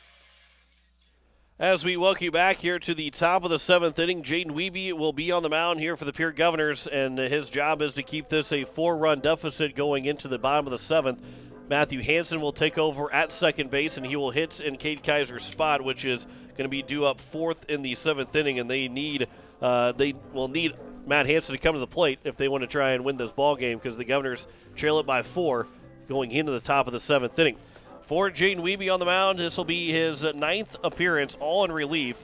He has given up 14 hits, 8 runs, 6 of them earned, 2 walks, 16 strikeouts. He has thrown 12 2/3 innings so far, so that ERA is at 3.316 and a whip of 1.263. A batting average against of 0.269, and for Wiebe the last couple of weeks, he's been very, very good for the Governors. He's been, you look at the starters, and Brady Getz had a solid outing. Jackson Edmond was solid as well. But Wiebe might be the best relief pitcher that the Governors have had, especially in the last couple of weeks, basically since the calendar turned over to May. First pitch is over for strike 1 to Dylan Prouty, 4, 5, and 6 to open things up here at the top of the 7th. With the Governors down 5-1, as Yankton looks to maybe try and add to it. That one pitch is fouled back and out of play, and the count is 0-2. Yeah, this is the guy you want on the mound in the 7th inning, John, for the Pierre Governors. Is Jaden Wiebe. He really has, earned himself this role. Obviously, we wish the score was flipped around here. I'll let you call this one. That's out towards left center field. George Stalley going back. It'll 1-hop, 2-hop off the wall. A leadoff double for Dylan Prouty. And Yankton is right back in business here in the top of the 7th inning. And this becomes a very dangerous, you got to get a 0. The Governors are already needing 4 runs. And not that that's impossible to get, but the more runs that Yankton adds to it, just the harder and harder it gets for the Governors to score in the bottom of the 7th inning, as it brings up Samuel Kamshoff. Yeah, that's just Prouty's 4th double on the year. Again, this is a pretty station-to-station ball club in the Yankton Bucks, so one of now that gives them, I don't believe they've had any other extra base hits today, so that would be just their 30th extra base hit on the year, all of them doubles. As that one gets away from Wiebe and ends up hitting Samuel Kamshoff, it looked like that one maybe in the back leg as well. So now runners first and second here, and again the Governors kind of have another precarious situation on their hands here with Connor Tykrow stepping to the plate here. So first and second, Connor Tykrow, who is 0 for 3, grounded out all 3 times, showing bunt, pops it up in the air, and that will land foul on the left side. And, as station to station, as seeming small ball as Yankton likes to play, they've not been very successful on the bunt attempts so far in this ball game. It's incredible to see how many bunt attempts they've had and just not have been able to lay down a solid bunt for the majority of this baseball game. Trying to bunt again. This one will be bunted behind the plate, so it will be a foul ball as the throw got into left field. And for the Governors, that turns into a good thing that the ball ended up being foul.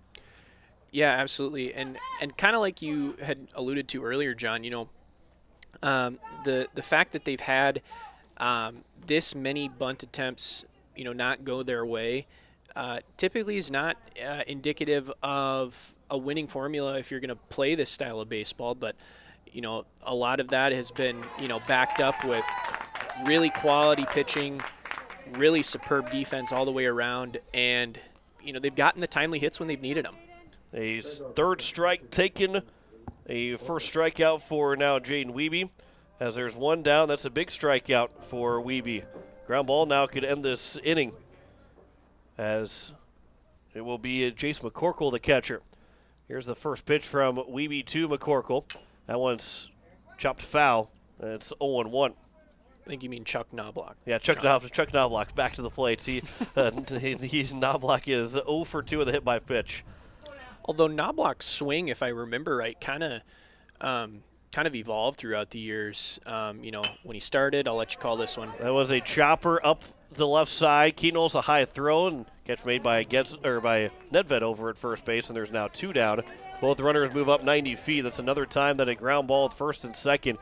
When you're thinking of a ground ball on the turf, you're thinking, that'll help start a double play, but twice that Keenol's has had no shot at a double play because of how high the chop was. So there's now 2 down, and it brings up Jack Holstad. It looks like we're going to have a pinch hitter here, Landon Lecker. Pinch hitter for Yankton. Comes in hitting .276 on the year, a .523 on base percentage, so he is on base more than he is not.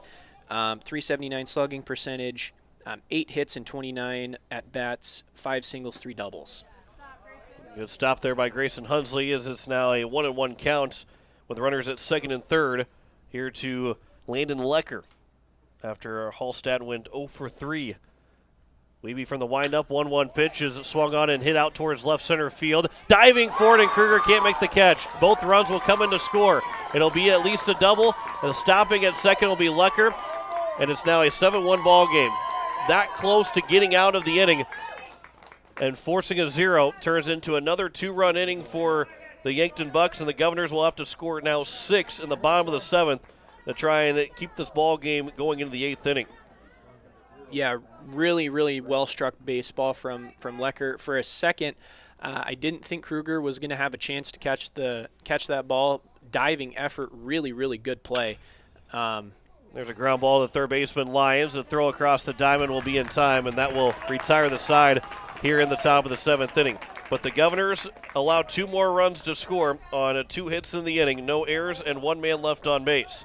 We head to the bottom of the 7th. The Governors need a big rally, down 7-1, and their season on the line. You're listening to Pierre Governor Baseball on KCCR and on YouTube at KCCR Sports. Hey, yo, Speedo's Lawn Care. Hello. Say, my yard's in rough shape. It's got weeds, brown spots, and crabgrass. Yeah, no problemo. What shade of green you need? We got 31 shades of green over here. Even the latest shade of septic tank grass green. That one just naturally gives off a glow. Call the professionals at True Green. They know how to get your lawn healthy and keep it healthy. They guarantee it. All technicians are trained and certified. Call True Green, 882-0643. If you're in the market for a new home, call my mom or grandma, Kathy. Sunshine Properties is my mom and my grandma. When you're ready to buy or sell, rely on us, Kathy Sunshine Properties. We'll help you to buy or sell with confidence. When you're out and about, stop and see us at our new location on the corner of Capitol and Central here in Pierre. Johnny Lyons leads things off here for the Pierre Governors, needing 6 runs in the inning as the first pitch is taken for strike 1. As Joe Goki will try and finish out this ball game. Lions, there's a swing and a miss, is down 0-2. He is 0 for 2 in the ball game with a fly out to right field and also struck out swinging. Governors are down their final 3 outs here in the season, and it will be a potential first-round exit. The 0-2 pitch misses low and outside for ball 1. Yeah, big time for the bottom of the Governor order to step up, kickstart some things, and turn it over, and let's see if something magical can happen here. Maybe a little bit of ronkin' magic that will, propel the Governors to the victory here. Count is now 2-2 here to Johnny Lyons. It'll be Lyons, Kruger, and then Zabel. Anybody reaches base, and for the Governors, they have to all reach base. And I guess not all of them have to reach base, but one of them has at least to reach base to keep the inning going. Matt Hansen would be the next hitter after that, and then back to the top of the order as Lyons stays alive, just fouling off the 2-2 pitch.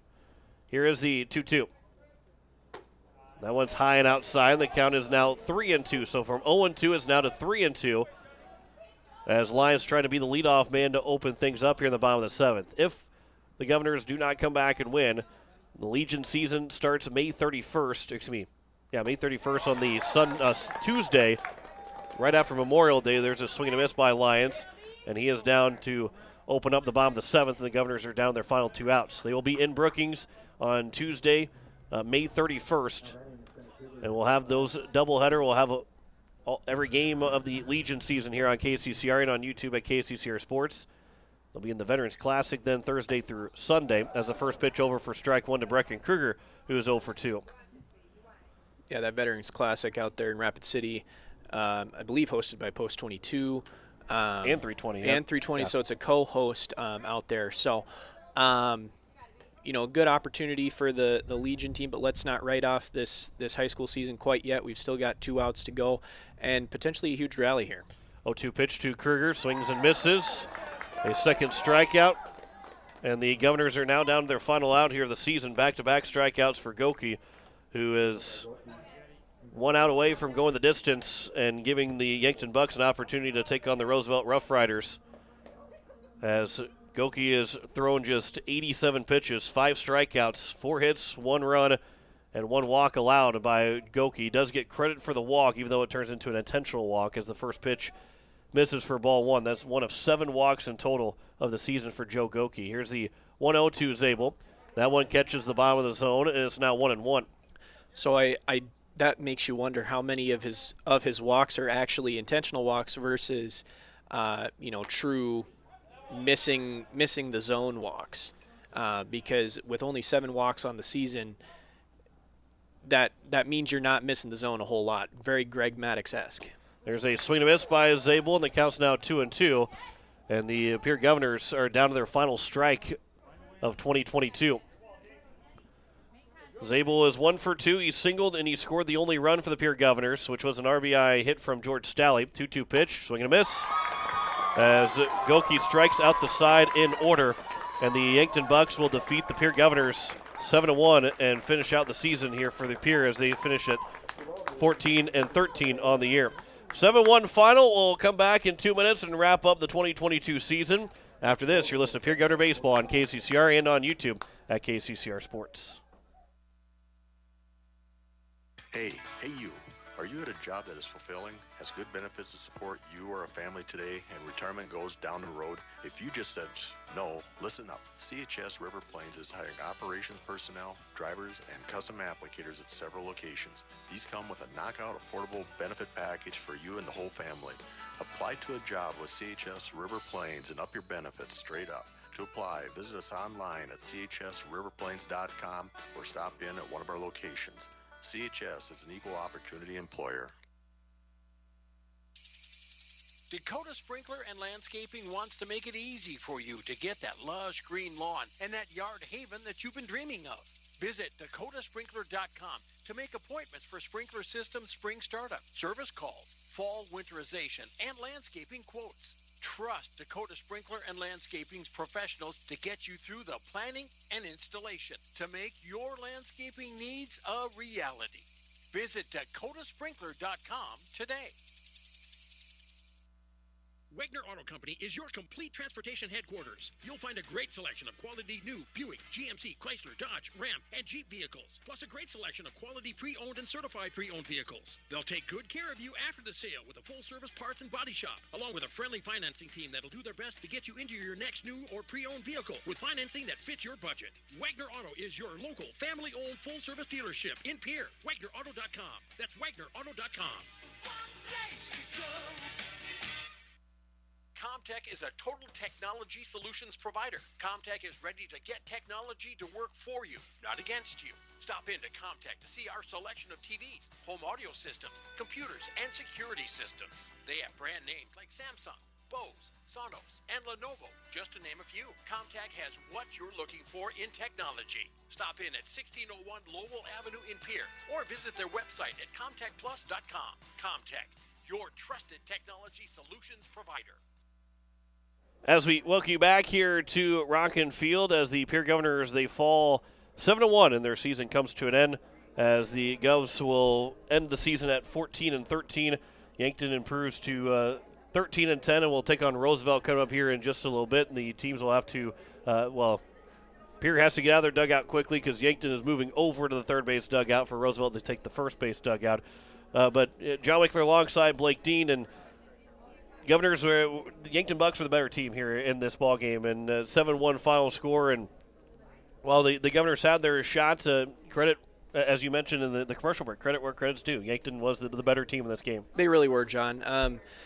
When you can throw out somebody who, on the mound isn't super overpowering, kind of like was mentioned in the pregame show, but I'll be honest with you, even though he's not overpowering or intimidating by any means, Joe Goki is a pitcher. He's a dog. He's a guy you want out there in an elimination game, and he really proved it.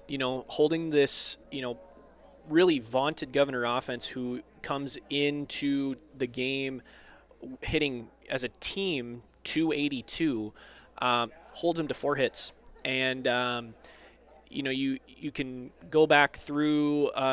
As far as, second guess a lot of things as far as, defensive miscues or, different pitches that could have been made here or there.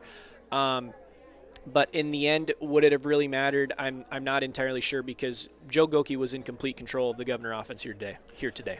Yeah, Governors, they tied the ball game up in the bottom of the third on the RBI single from George Stalley. The freshman got the lone run of the game to score after Zabel got a leadoff single.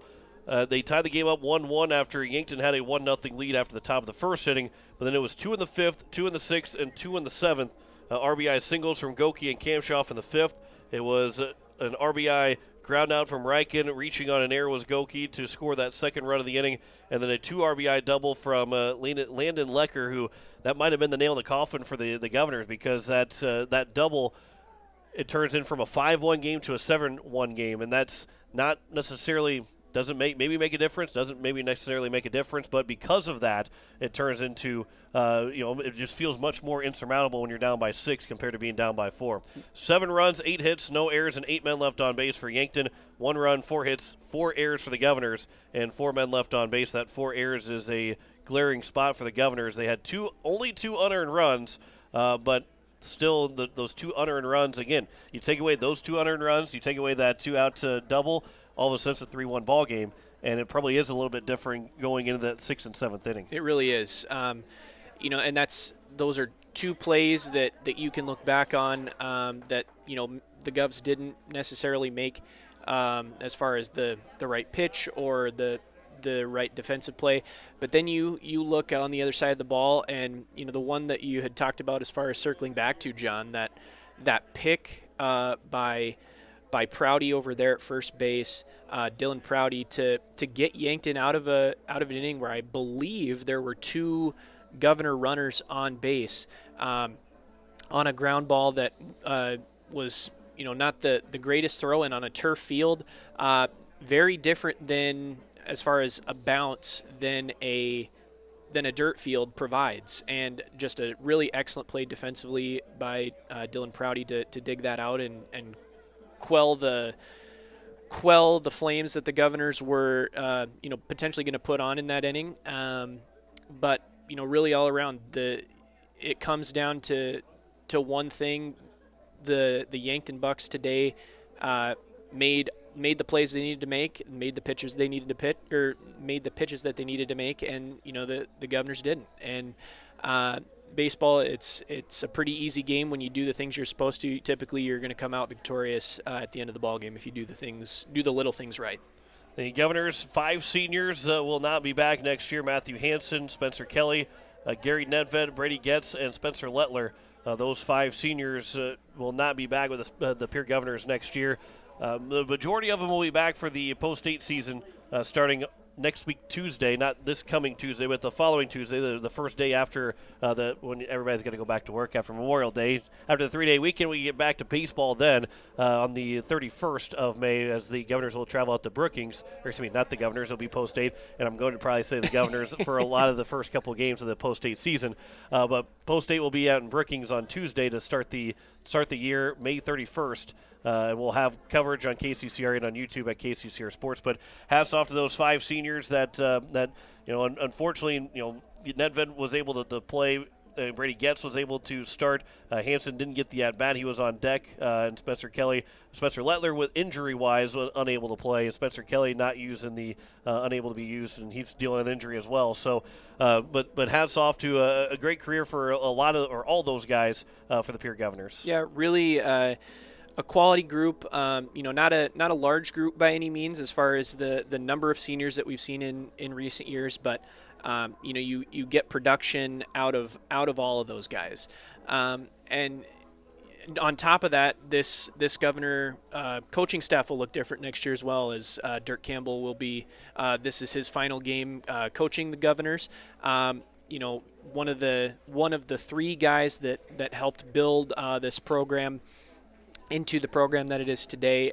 Sad to see Dirk leave the dugout, but he's certainly left quite a legacy with this Governor program, and he'll definitely be missed. But I think the Governors will come back next year, hopefully stronger than ever, and he leaves them in a much better place than where we started, quite frankly, about 10 years ago. So, and for those that know Dirk, and I say this with all love and respect to Dirk, that the reason why we didn't put him on for any kind of interview is we like our jobs, and we don't want to get in trouble with the FCC. So I say that out of love and respect to Dirk Campbell. But anybody who knows him, as Blake is laughing right now, is probably doing the same thing, laughing about that. But hats off to Dirk Campbell, and he has brought this program a long way, and of course, All Around Graphics, our scoreboard sponsor,